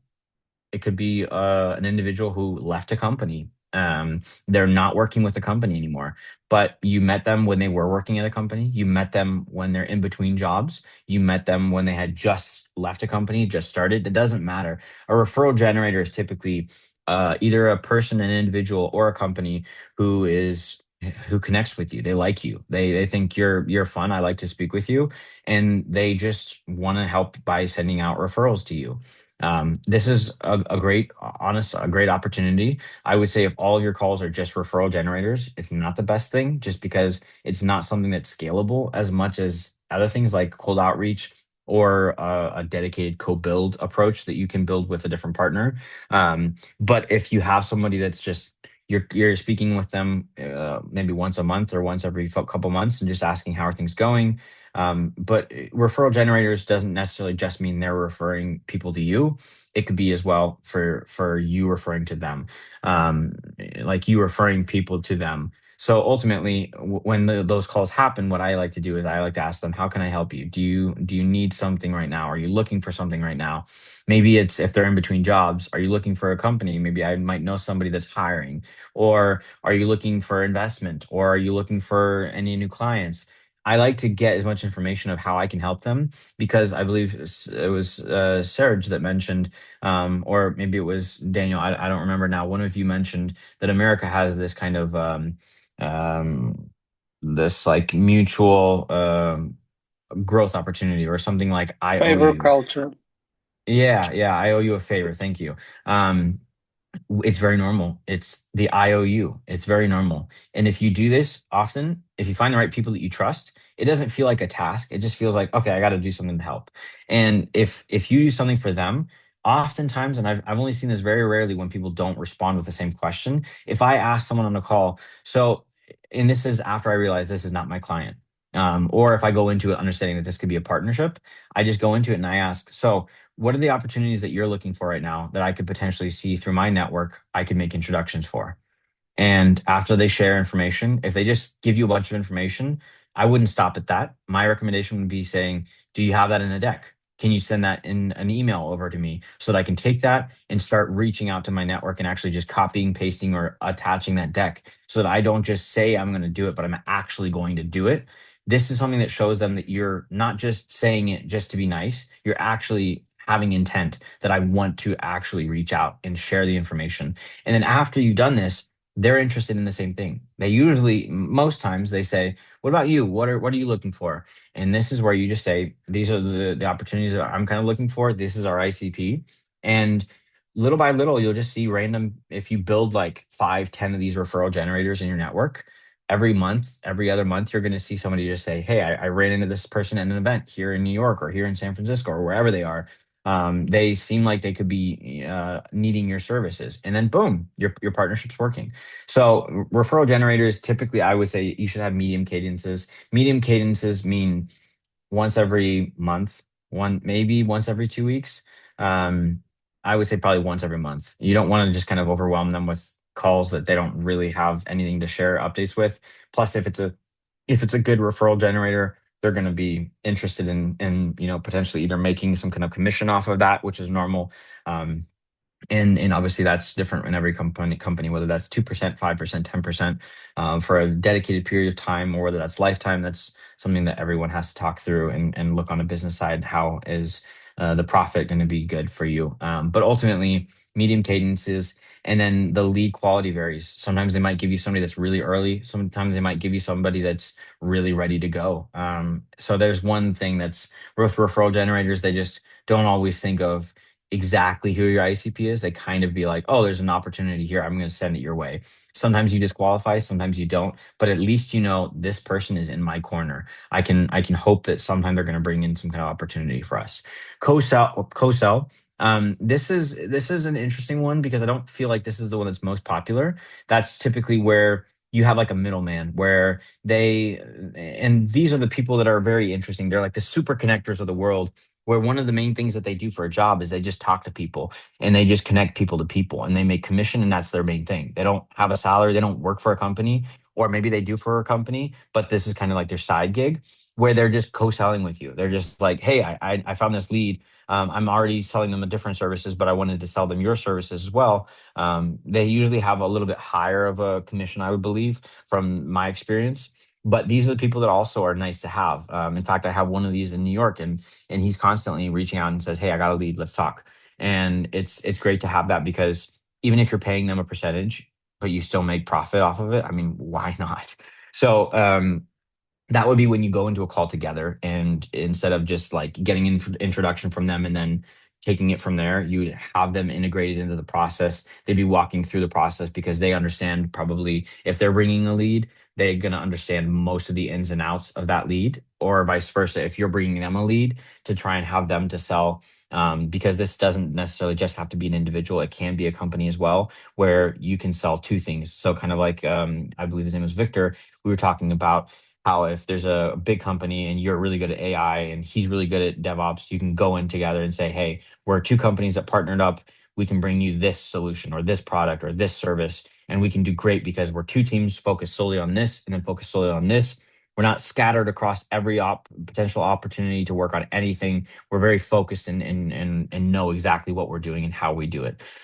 So the lead quality is typically higher here because everyone that wants to sell, as opposed to just pass along like a lead, they're very interested in how can I make the most money off of this. So usually they would introduce only like the higher tier leads, I would say. But then it's usually a little bit more fast paced because both of you are interested in selling together. And then the last one is co-build. Of course, co-build can be with any kind of partners. And this is where I would say it's important to understand partnerships are different on every level. For example, I have one partner. I've sent them, I can't even count how many leads over the past 2 years. They've not sent me one lead. But because one of the things that they offer is something that helps to get to development, to get to what my team provides, they're that middleman that really is worth their weight in gold. And I don't have no problems sending people to them because I understand if they work on this, then they're going to work with us. It's like an additional process of something that we sell as a service that helps me to get my foot in the door, knowing if they work with them, they're definitely going to work with me. Plus, they're a great provider, and I trust them, and I've worked with them for a long time now. But some partners don't send anybody your way, and that's okay. But you have to ask yourself, is it worth having these kinds of partners? And if so, keep them. Like I wouldn't think of sending leads to a different partner because I know them, I trust them, and I know typically what happens is they work and then we work. And if I know that this is working, as we say in English, if it ain't broke, don't fix it. So it's the same thing here. It's working perfectly. So just keep going, even if I'm not getting any leads from them. And that's something that we can always talk about. But if it's not as much a two-way street, if it's more me sending them leads, if it's going in the best interest of the business, at the end of the day, it's worth it. So but there are co-builds, of course, where kind of similar to the situation that I mentioned with DevOps and AI, where you can sell everything and then you outsource to a different outsourcing team, or you have completely two different things, different offerings. You go in and you build together. But usually, this is a co-sell would mean you're actually presenting both of the companies together. Co-build would be you necessarily don't have to have them involved in the sales process or in the pre-sales process. You're just selling, and then you just bring in the dedicated people from those different teams. And we see this often when we talk about like white labeled solutions, or when we talk about companies that they have a project that comes in, they start working, and then all of a sudden they have need for an additional specific like engineer or designer or whatever it is, and you don't have that availability. You just know that your partner does, and you just say, hey, I'm going to bring you in. You're going to work for us. It's going to be under our name, but you're going to get paid for it. And then all of a sudden, that person who is on the bench for that partner is now on the bench. Now they're making money for the company. It's a win-win situation. That's one of those great kind of co-builds. With co-builds, I would say having recurring cadence is very important, because you want to be not just talking about like what's going on. Do we have any? We don't have any leads. Okay. End of conversation. You want to be able to say, how can we grow together? And you want to have these regular cadences when it's not just operational work, but it's also strategic work where you're thinking, okay, we've worked together enough. We know that we work well. How can we grow this together so that we're doing multiple joint efforts to get more leads for both of our companies? And it's usually initiative based, and you can usually expect that both parties should be very interested in growth. If they're not interested in growth, then it's more of a referral generator. And if it's even worse, it's more of a referral generator where you're the one that's referring and making the least amount of money out of everyone. And I would say that it really depends. Like all of these can vary. Your referral generators might make you more money than your co-sell partners or your co-build partners, but it really depends on what is the quality of the partners that I find, and how much am I putting into the work? How much work am I putting into that partnership relationship that I have to make sure that I'm maximizing the value coming out of it? So, who is your partner? Don't talk the talk without walking the walk mutually. Ultimately, I've had so many people who said, yeah, let's partner up. Let's do something together. I'll send people your way. You'll send people my way. And for whatever reason, they never hopped on the calls. They never attended any of the meetings. They never sent messages. They never did anything. I don't think that's the walking the walk part. I think that's talking the talk. And I think if you have those partners, it's very important that you have not an onboarding process, but like let's say we call this like the first 3 months typically like a probation period. I think every partner should have a probation period. You yourself can set that up, whether that's a month, 3 months, 6 months, however you want. But if you don't expect, if you expect certain things, and I would usually say build a criteria for what you want to see out of your partnership, whether that's I want to see at least this amount of opportunities brought, maybe this amount of closed deals, maybe this amount of intros, whatever it might be, you can set that personally. And if they don't qualify within those, first probation period, whatever that is, ask yourself, do I really need to work with them? Like, are they taking my time and not providing value, or are they providing value and taking my time? Um, Entering with strategy and not hope is very important. If you just go in and hope that they're going to bring in, leads for you, especially if there's no like joint interest, it's just more of a referral generator. Oftentimes that's not going to be as successful as if you go in with a strategy of, I see a good partnership here, here's what I want to do to make this happen. Whether that's you becoming an implementation partner, you becoming a provider, maybe it means if you're not in the tech world, perhaps maybe it means you actually providing some kind of materials or services, but setting up a strategy of, this is how we're going to work and this is how we're going to make money, coming in and showing that to your partner, not just hopping on a call and just seeing how it goes, but actually coming prepared. That shows them your level of preparation and your level of interest in that partnership. And that usually sparks either a clear sign to them that you're going to be a good partner, or we're not a partner that you should work with because we're not going to be able to bring any value in return. In those situations, you can then choose, of course, um, if you want to investigate or enter into that partnership.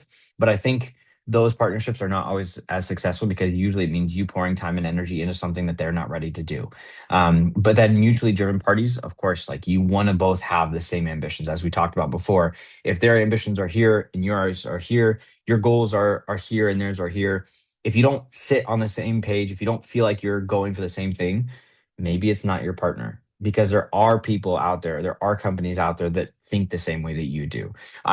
I can on my hand count the number of companies that I can't count the number of companies that I know that are more ambitious than other companies that I know. And that's a normal thing, because sometimes the leader is not as ambitious. Sometimes the leader is not as, let's say, strategic. Sometimes the leader is burned out. Whatever it is, you can find clearly this person or this company is more interested in growth, and they're going to send more opportunities your way. They're going to make more introductions. They're going to come up with new ideas of how we can make a successful partnership, because it's not always just about lead like acquisition, right? It's not just about client acquisition. Sometimes it's about brand, building out your brand, growing your presence.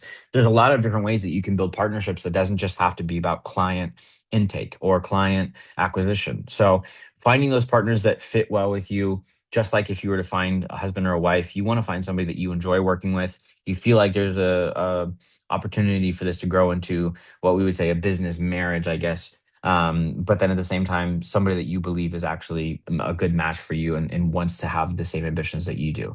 So I'll make one more pause again here, and we can take a break if anybody has questions or thoughts or comments.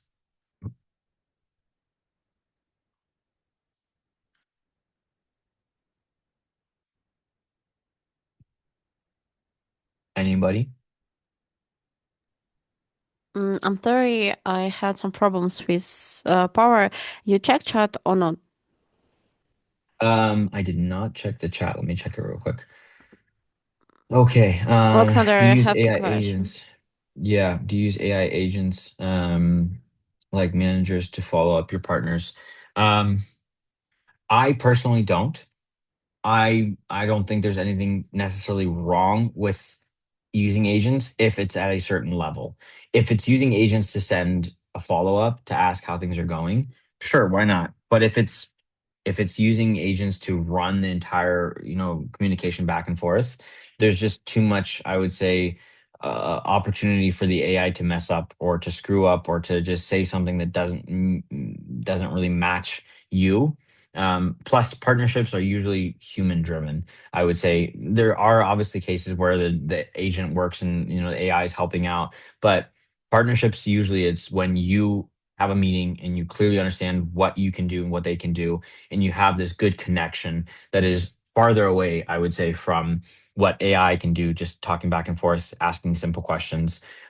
You want to be able to also share personal things throughout your partnership to make sure that you're not just wanting it to be transactional. I think the transactional partnerships are the ones that don't last the longest, simply because no one's interested in working with someone where they just want something. And I'll do it again. I'll go back to like being married to your husband or wife. If you're just transactionally living with someone, there's no interest there, right? It's like if she makes all the money for the family and you take care of the house and the kids, and there's no relationship there, you're not really invested, right? There's no interest. You're just like, okay, now that you're done with your work and I'm done with my work, I'm going to go do my stuff. You're going to go do your stuff. You're not invested into that. And it's the same thing with this partnership model. You have to have some kind of interest together, that when there's the transactional stuff is done, when the operational stuff is done, do you actually sit down and say, hey, I had an idea. What do you think about this?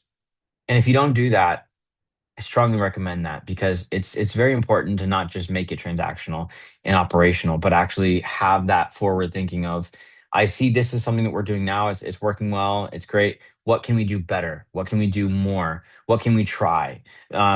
Those kinds of questions, those kinds of things often lead to great ideas that come to great, potential offerings or new revenue for the company. So in short, I would sway away from using AI agents specifically to follow up with your partners.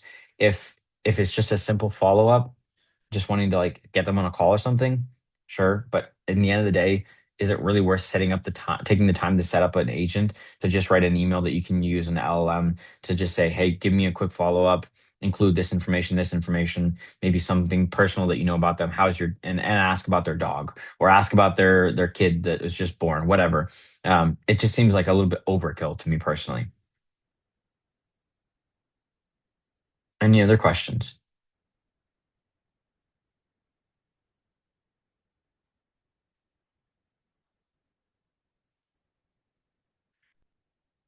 Okay, then we'll continue going. So small talk and networking done right. How you present yourself is everything. So I recently had a conversation with one of my clients about this topic, specifically about small talk and about how we can do small talk and networking the right way. Um, Small talk is something that I believe can really, really make a difference if we do it the right way. And most people, they think of small talk as, how are you? How's your family? How's your wife? How's your husband? How's your kids? How's the weekend? How's the weather? Blah, blah, blah. All these typical stupid questions that really no one really cares about. Maybe they do care about it, and maybe you built a relationship and that's fine. But if we're talking about specifically networking small talk, you're not going to ask questions about personal things, of course, because you don't know them in the first place. But even asking simple questions like, what do you do? For example, my one of my least favorite questions when I go to networking events and I'm trying to build out a new client relationship or a partnership relationship is when people ask me, so what do you do? And in fact, one of the things that I do is I say, when I usually approach and I start the conversation, I ask them and I say, so tell me about yourself, and they'll probably go into their normal pitch, right? So I'm the founder of blah blah blah. I actually stop them, and this is something that you can try as well. I stop them. I'm sorry, and I say, I'm sorry. I understand that we're at a networking event, and that you probably want to talk about business. I'm just curious because you're a person before you're an entrepreneur or an operator. I want to know you. Who are you, and what makes you tick? If you ask this question, they've never been asked this question before at a networking event. What do you think happens when you ask this kind of question that's very unique that no one asked them? All of a sudden, it's kind of like that moment in the movies. If you watch these movies, when it's like an American school, there's like the school dance, it's prom, or it's like they're just graduating, and the boy and the girl are dancing in the middle of the basketball court, and the lights just go spotlight, and all the people disappear, and they're just looking at each other and they're dancing. It's that same moment because you're asking something that no one asks. Everyone will walk up and they'll say, "So, tell me about yourself. Like, tell me what you do, or how you like the event." And they go into the normal pitch about, I'm the founder of this blah blah blah company and this is what I do, and you just let them speak, and that's what most people do. But if you come and you ask them and you set the tone, I'm not like everybody else. And if you start talking the way that you talk to everybody else, it doesn't work for me. If you tell them right away, I'm sorry to interrupt you, I want to learn more about you. What makes you tick? I'd love to hear about what you do as well. But first off, you're a person, and then you were an entrepreneur or you were whatever. So I'd love to hear more about you. What do you have? What are you interested in? This sets you apart. It makes that spotlight effect where all of a sudden your small talk is different from everyone's small talk. And that makes you stand out and that makes you memorable. And that's very, very important when it comes to networking or building a partnership, because if you go to a networking event, chances are there's probably two or three other people or companies that are there doing the same thing that you do. So at the end of the day, how you sell your idea and how you sell your approach and how you sell the intro, the small talk, it is important, and it really does impact how well they're going to remember you after they go home after talking to 10 people, connecting with 8 of them, and then taking screenshots or pictures with 5 of them. So small talk should be done right, I believe. I think it should be in a way where you're not just asking typical questions, you're asking questions that make people understand that you're not like everybody else. And then as you develop this small talk and as you get through this and you get to the pitch where you talk about the company, because you started with small talk to build this trust, when you start talking about what you do, it doesn't feel like a pitch anymore. It doesn't feel like you're selling to them anymore. It's like, this is the last thing on my plate. It's not the first thing that I'm talking about. It's not transactional. It's just because you asked, this is what I do. And it kind of makes that cold intro a little bit warmer, if that makes sense. So when you present yourself, I think the most important thing is you want to be able to present yourself in a way that people remember you. And the way that you approach, the way that you start the conversation, the way that you follow up with them after, all of these things are very important for them to remember you out of all of the other companies that do exactly what you do or similar to what you do. So how you show up is the pitch, basically. They're always evaluating, a lot of things like, do I like this person? Do they seem genuine? Are they trustworthy from my first experience? Would I want to make an introduction to somebody else if I meet them here today? Because that's also a great opportunity. I've had people that I built a connection with them right away at the event. And then at that same event, they ran into somebody. And then 5 minutes later, I see them walking over with somebody else. And they said, "Hey, I'm glad I found you. Listen, I know we just met, but I just met this person and they seem to be a good fit for you." And that is a potential partner, because that's already a sign that they're wanting to do this right away. Whether they're also potentially a client or just a partner, it doesn't matter. If they're doing that to you, keep hanging on to this person, because this person is showing, I'm here for my own agenda, but I'm going to take 2 minutes to walk over and make this introduction, because why not? That's somebody that you want to have in your portfolio, in your network, that can really bring value. And so I would say, really stop leading with your business. If that's possible, if you're at a networking event, everyone's there for business, of course, but everyone does the same thing. In fact, I had this I had this terrible situation where I was in New York. I was at an event, and it was a round table conversation. So we had 2 tables, and there was a group of people, and they all basically put on notes what topics they wanted to talk about, and then randomly they would choose. One person would choose which topic was to be polled and discussed. So one of the gentlemen that was there, he was a founder that was struggling to build his MVP, and he shared about this. And automatically, of course, because I'm a salesperson, I know about sales. I'm thinking, okay, I know what you look like. I remember I'm going to talk to you after this roundtable. And after the roundtable was done, I walked up to him, or actually, he walked up to me, and we started talking because we had a good connection throughout the roundtable. And I just asked him questions. I just asked him questions. Tell me more about your MVP. Tell me more about what you're doing. Tell me more about blah blah blah blah. And he didn't even know what I did. He didn't even know what my company was. He didn't know anything about me except I'm Josh, and I'm living in Ukraine. And while I'm having this conversation, he's very open and he's very honest with me. Somebody walks up to us, a younger gentleman, and he just says, "Hey, I heard you're building an MVP. I have a software development team based out of Ecuador, and we can build your MVP for you. Are you interested?" And this guy, he felt revolted. If you don't know what this means, it means he's like, "It's time." It's just like, dude, try to understand what I'm building. Try to understand what I'm trying to solve with my MVP. Get more information. Don't just sell.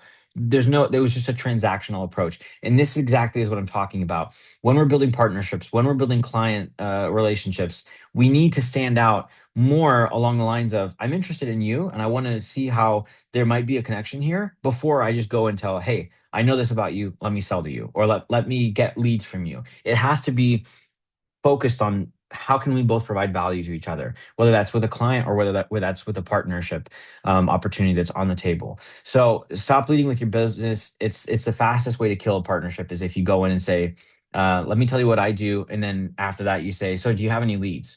And you might position it different. You might say it differently. You might say, so do you happen to have anybody that you might think of just randomly that might be interested? If you do that right away, they understand there's no interest in anything but getting something from me. That's what I would say. Building a partnership, usually what I do is I don't ask for anything unless I start the conversation. Well, not start the conversation, but start the pitching conversation by saying, how can I help you? Is there anybody that I can introduce you to? Because then once again, thank you, Daniel, for sharing this. It's the IOU one. If I ask him, he feels like he has to ask me as well. But if we don't feel like there's this approach that we need to talk about it now, leave it for the second call, leave it for the second meeting, because you want to build a good relationship with somebody before you just automatically say, hey, I want something from you, because you have to trust. And if you build that trust, they're going to be interested themselves in forwarding somebody to you because they didn't feel like you were needy. They didn't feel like you were just asking for leads, and they felt like you were genuinely interested in building a relationship. And that is something that a lot of people don't do, which means when somebody does come around and there is an opportunity for that partnership to bring in some kind of value, they're going to think of you probably before they will think of other people who just asked, hey, do you have any leads? So genuine, let's say, genuine conversations beat the polished conversations. If it feels like you prepared way too much for this conversation, it feels fake. People who are genuine, oftentimes they just stand out in a crowd. If you say stuff that's just very unique, but at the same time very raw, it's what people like. They like that rawness factor. They don't like it when it's like, yes, we can do exactly everything like this, and this.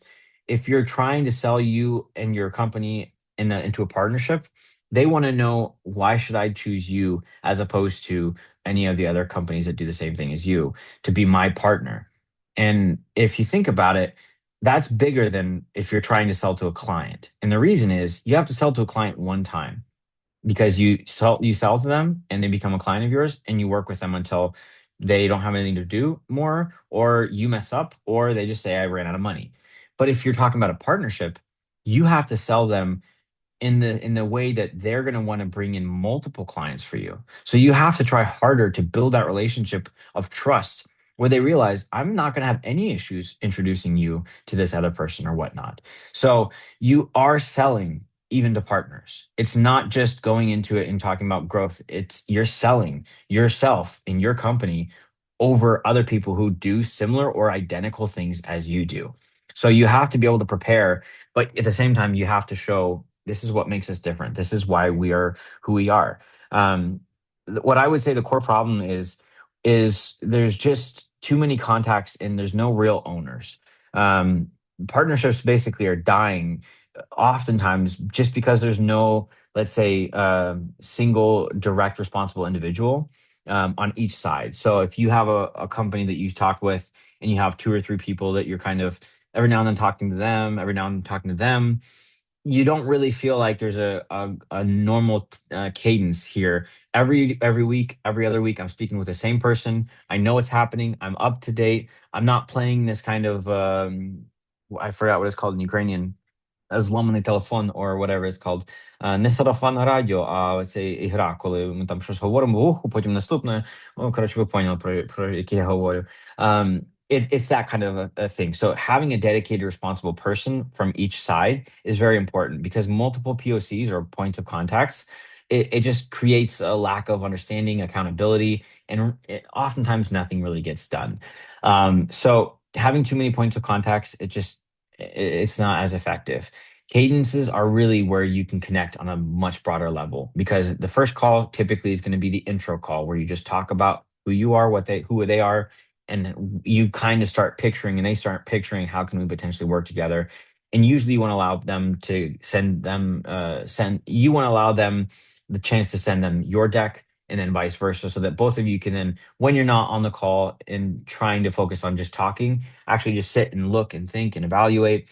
And then the next call is going to be more brainstorming or talking about, like, you know what, I did, after reviewing your deck, I did think of this one person, or I did see this one opportunity where I think we could partner up. So And that's because of cadence, because of having that normal communication with these people on a regular basis, not just once every 3 months, but once a month, once every 2 weeks. If you don't have a cadence, you're gonna lose the speed, and you're gonna lose the momentum of that partnership. Um, and I would say the lack of accountable action items is simply because of that. If you don't have a cadence, you don't have a reason to have an update by the next time that you're going to talk. And if you think about it, oftentimes when you have meetings with your team, it's the same way. If you have meetings, let's say on Mondays, Wednesdays, and Fridays, on Monday you have a meeting and somebody says, "We need to get this done." You're like, "Okay." And then Wednesday comes around and you think, "Oh, did I get that thing done?" And it pushes you to try harder. It's the same thing with partnerships. If you set cadences and you set action items, we want to get this done. The next time that you hop on a call, odds are they're going to ask you, "How is this coming along?" And if you have nothing to share, you're going to feel a little bit shy, a little bit embarrassed, and you're going to feel like, "I'm not really providing value." And this is good because it makes you move and it makes your partner move, and you help each other to kind of pull each other down the race as much as possible. Um, and really, like, help me mindsets, we already kind of talked about this, but if you're not actively contributing, you're not a partner, you're just a liability, honestly. Like, if for example, if you have somebody that comes to you, how would you feel if they're just like, "So yeah, this is what we do you have any leads that you could share with me?" It's like, "Okay, I don't know you. Why would I send you my leads?" Like, I wanna know you better. I wanna trust you. I wanna understand who you are, what makes you tick before I start making these leads. It's the same thing. If you do that, you're gonna make people feel that awkwardness that I just shared. And you don't want that. You really don't want that. So I would say go away from the help me mindset, build a relationship, and understand that cadence and action items are your winning chance of making a partnership something that's actually effective. Um, so the future belongs to connected companies. I strongly stand by this 100% that the more connections that you have, the better you are at growing, and the better chances you have at growing. The macro trend is undeniable. The companies that are dominating the next decades are going to be the ones that are building ecosystems, not just my own company. You look at Salesforce, you look at HubSpot, you look at Shopify, you look at other companies. They don't just have products; they have networks. They have multiple ways of getting integrated with each other to make each other grow. Right? You think of APIs. It's the same thing. This company's technically making a partnership with anybody that's using their API. They're making money off of somebody using something that they've made, even though that's not their main and only service or offering. So finding ways to build these ecosystems is what's going to really grow you, whether that's let's build something together and we'll share 50-50 the product, or let's find what you're good at, what I'm good at, and let's try and focus this offering on a specific company that's huge that we could potentially make a really big check, and you get a bunch of money and I get a bunch of money. Building this ecosystem, it just brings tons of opportunities for you to be able to grow alongside of your partner. Thanks, Daniel, for attending. And yeah, by all means, I'd love to connect. And then yeah, I mean, it's if you focus only on you growing, or the company that you're partnering with only focuses on them growing, you're both missing out on so many opportunities. Because if let's imagine you're the main, let's say the breadwinner of the partnership, and then the breadwinner means the person who brings the opportunities. If you have a bad quarter, this partner's all like mad at you and frustrated, and they don't understand what's happening. And all of a sudden, everything kind of changes, and you realize the partner is not really interested because you're having a bad quarter, they're having a bad quarter. But what if you have a bad quarter and they have a good quarter and they're bringing opportunities as well? It balances out, and it helps not have these like silos where both of you fall. Because if one partner is doing all of the work, if you have a bad month, they're going to have a bad month. But if you're both working and you're both bringing opportunities, maybe it balances out. Sometimes you both have a good month. Maybe one time you have a bad month and they have a good month, or vice versa. But one way or another, if you're constantly building this partnership, not just one, but like 10 quality partnerships or 15, as many as you can, but focusing not on quantity, but quality. If you can build that out, you can understand that oftentimes your partner is going to pull you out of those difficult months or difficult periods when lead generation stopped working, or a client decided to churn, or whatever's happening. A client finished their project and now they're done, or whatever it is. There's constantly those moments of a drop. And if you have a lot of partners, you never really know when they're going to come in like Batman and be like, "Hey, I've got something for you." And you're like, wow, this is perfect timing. We just finished a project and we have somebody that's ready to go right now. And we were thinking we have to fire them because we've got no ability to keep them on the team. That's why it's valued to have this ecosystem of different partners that do different things, but also partners that might even rely on you to just be their backup. Like I know partners that have their own, let's say, additional forces that do exactly the same thing as they do. And when they have a really big project that they need to act quickly on, and I'm talking not weeks to close the deal, but their prospect says, I need to close tomorrow and I need the team to start next week. That's what, if today's Thursday, that means Monday. That means I got like 4 days to get a team ready. If I don't have the whole team, I got this backup team, which means I'm not losing the client to a different company that has the capacity. I might have to split the money, but if I'm splitting the money, half of the money is still more than none of the money, right? And having those kinds of partnerships in place as well is also it's valuable. And you don't obviously want to over abuse that and just send them all of your leads, but there are those moments when they can come in clutch and they help you win a deal because hey, this project is big. I want to close it. I don't have one or two engineers or one or two designers or one or two whatever it is. Do you have any available hands? Yes, we do. Perfect. Let's close these guys. And now you're both growing, right? So I would say for the way that I'd like to finish this, um, it doesn't matter how big or how small you are. If you approach the right people at the right time with the right offering and the right honesty about, I just want to help you grow and I want to grow myself. A lot of people feel that honesty. They feel that genuine touch. And if you go into a partnership being greedy and just wanting to get leads from them, oftentimes they're not effective. But if you go in and you just say, "Hey, listen, the world's a big place. We can do much better together. Let's partner up. Let's brainstorm. Let's actually do things instead of just saying, I'll send you leads and you send me leads. Let's meet on a weekly basis and talk what's going on with you, what's going on with your company. How can we grow together?" And my challenge for you would be this week, identify one company that same buyer as you. Like maybe it's a different approach, but they work in the same industry, and that's not that hard to find. You can probably use any LLM or Google.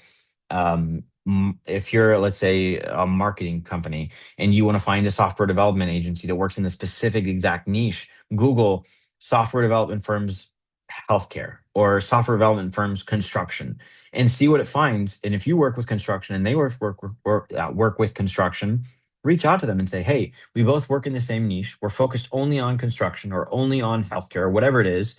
I'd like to talk with you about a potential partnership where we can join forces and have a double offering in case there's a company that needs both of our services. Just find somebody and just do this for me if you can. Just find a company, one company this week. If you don't do this already, find a company that does something different or maybe even something similar to you in the same niche as you and reach out to them and try and establish a partnership because your growth is going to be quite amazing once you realize the value that partnerships really truly do bring in.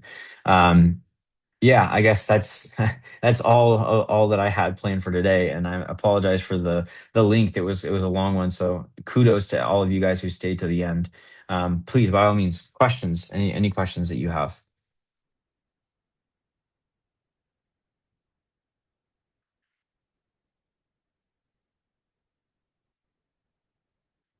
Don't be shy. You can write in the chat, or you can even unmute yourself and just chat.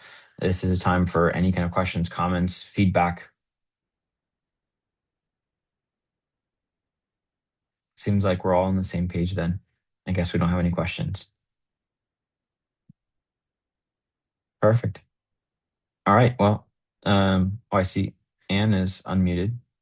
Yeah, I'd like to share one comment on one meaning that you shared about trying to write people write messages because even this starting this new year, I have such an experience when just greeting our partners with New Year, and they just didn't expect this.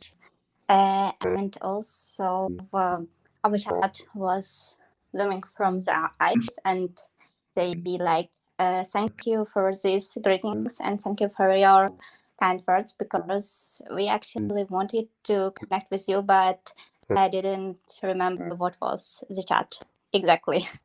And it was like a great chance to communicate with them. But I'd like also to answer you for any other kind of advices how to match with the people and find more events, more possibilities to connect with them. Okay. Finding new people and new opportunities to connect with. Personally, it's quite a simple process in my opinion. One, you sit down in quiet when you're not thinking of tasks, and in silence, you just think of, okay, who could be a partner to me? And this is the hardest part because we're so busy. We're so busy with all the operational work, the routine work that we do, that we don't allow ourselves time to actually just sit down for 1 hour or 2 hours and just brainstorm. And that's something that I challenge everybody is find time to be in silence, because in silence oftentimes your voice starts to actually be heard, and you need to hear your own voice. So sit down in silence and think of who could be a partner, and just be as creative as possible. So and I don't quite understand or know what your company does, and but you know what your company does, and you understand from past experience with current clients or past clients what typically they might be running into. So they might need this as well, they might need that as well. The more time you allow yourself to just be creative, it's going to be easier. Plus, you can talk with ChatGPT or Claude and say, this is my company. This is what we offer. This is the ICP that we have. Who might be a good opportunity for me to partner up with? But ultimately, having time to just sit and think of all the different kinds of partnerships, whether that's co-sell, whether that's co-build. Referral generators are hard to really target. You just kind of randomly find them, unless you think you might have somebody that is like a company that's similar to you but doing a different thing, but to the same niche, then you could potentially do that. But I would say if you're talking about partners for like co-selling or co-building, just thinking of all the different offerings that the clients that you have might be interested in. Because if those are your clients, the next clients are probably also going to be yours.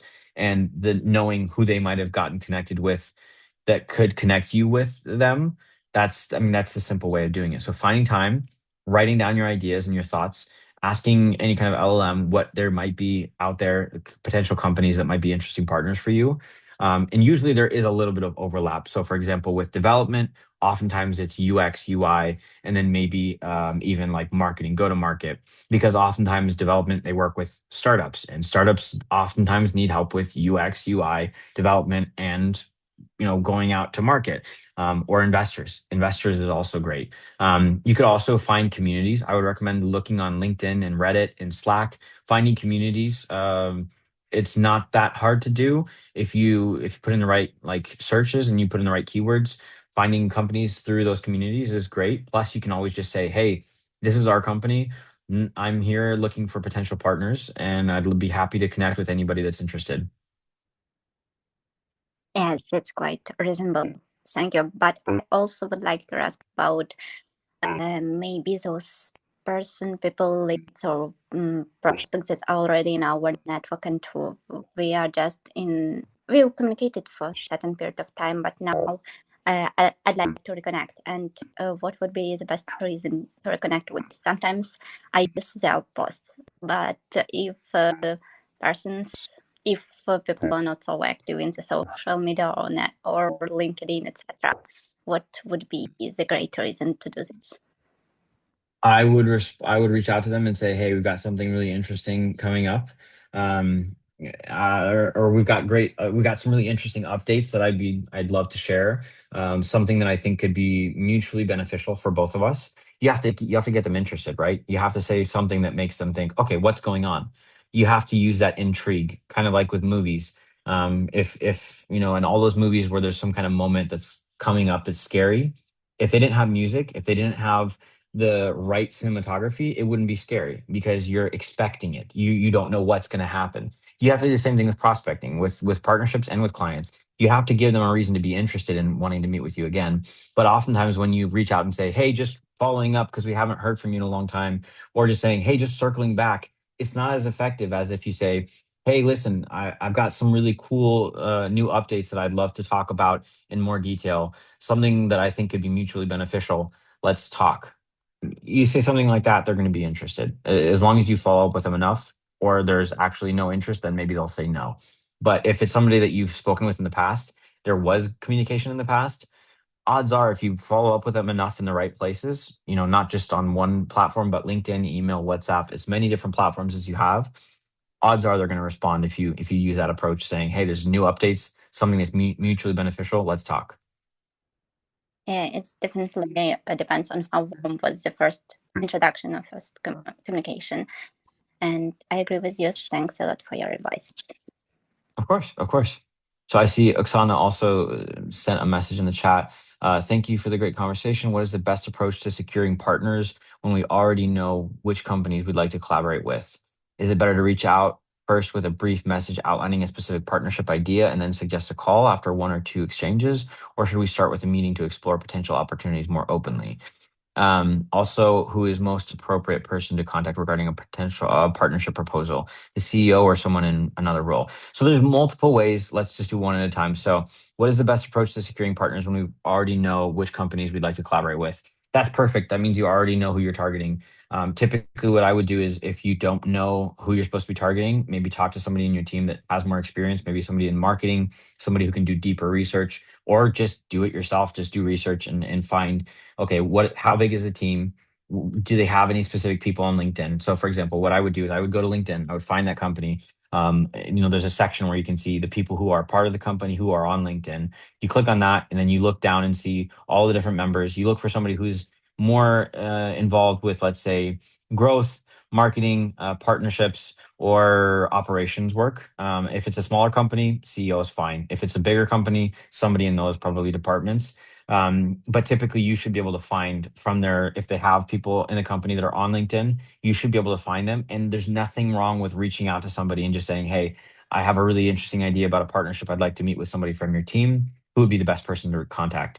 If that doesn't work, another great thing, and I would do this simultaneously actually, go to their website, go to their contact us form, fill out the form and say, hey, this is so and so, this is Oksana from this company, really interested in having a conversation with you about partnership because XYZ.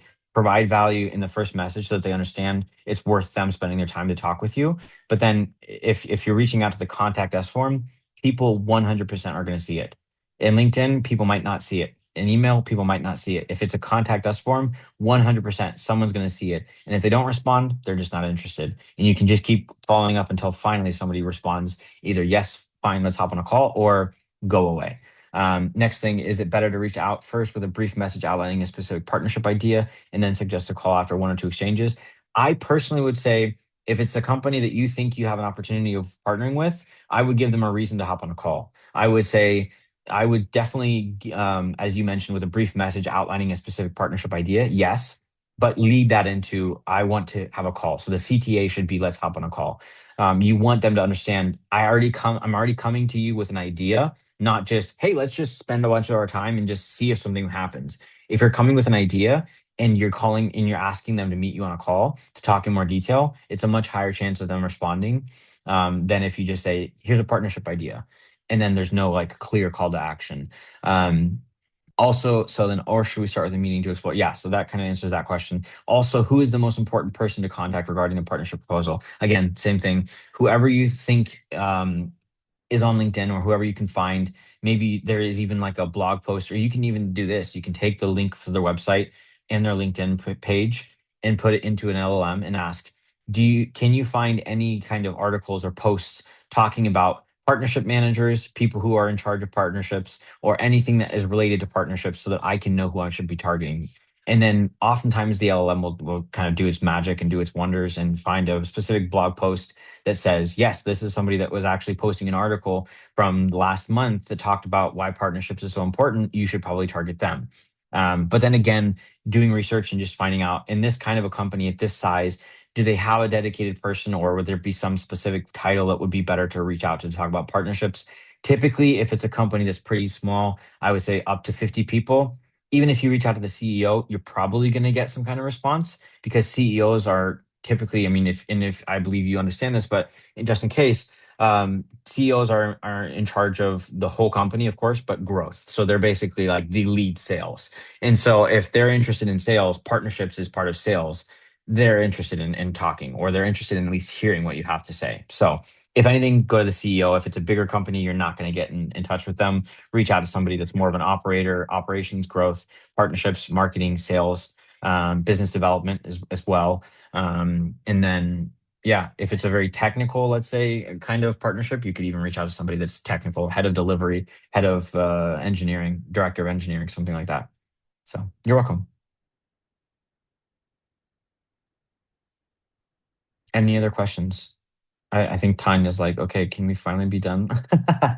Josh talks for so much and we got so many questions. Yeah, I think it's all.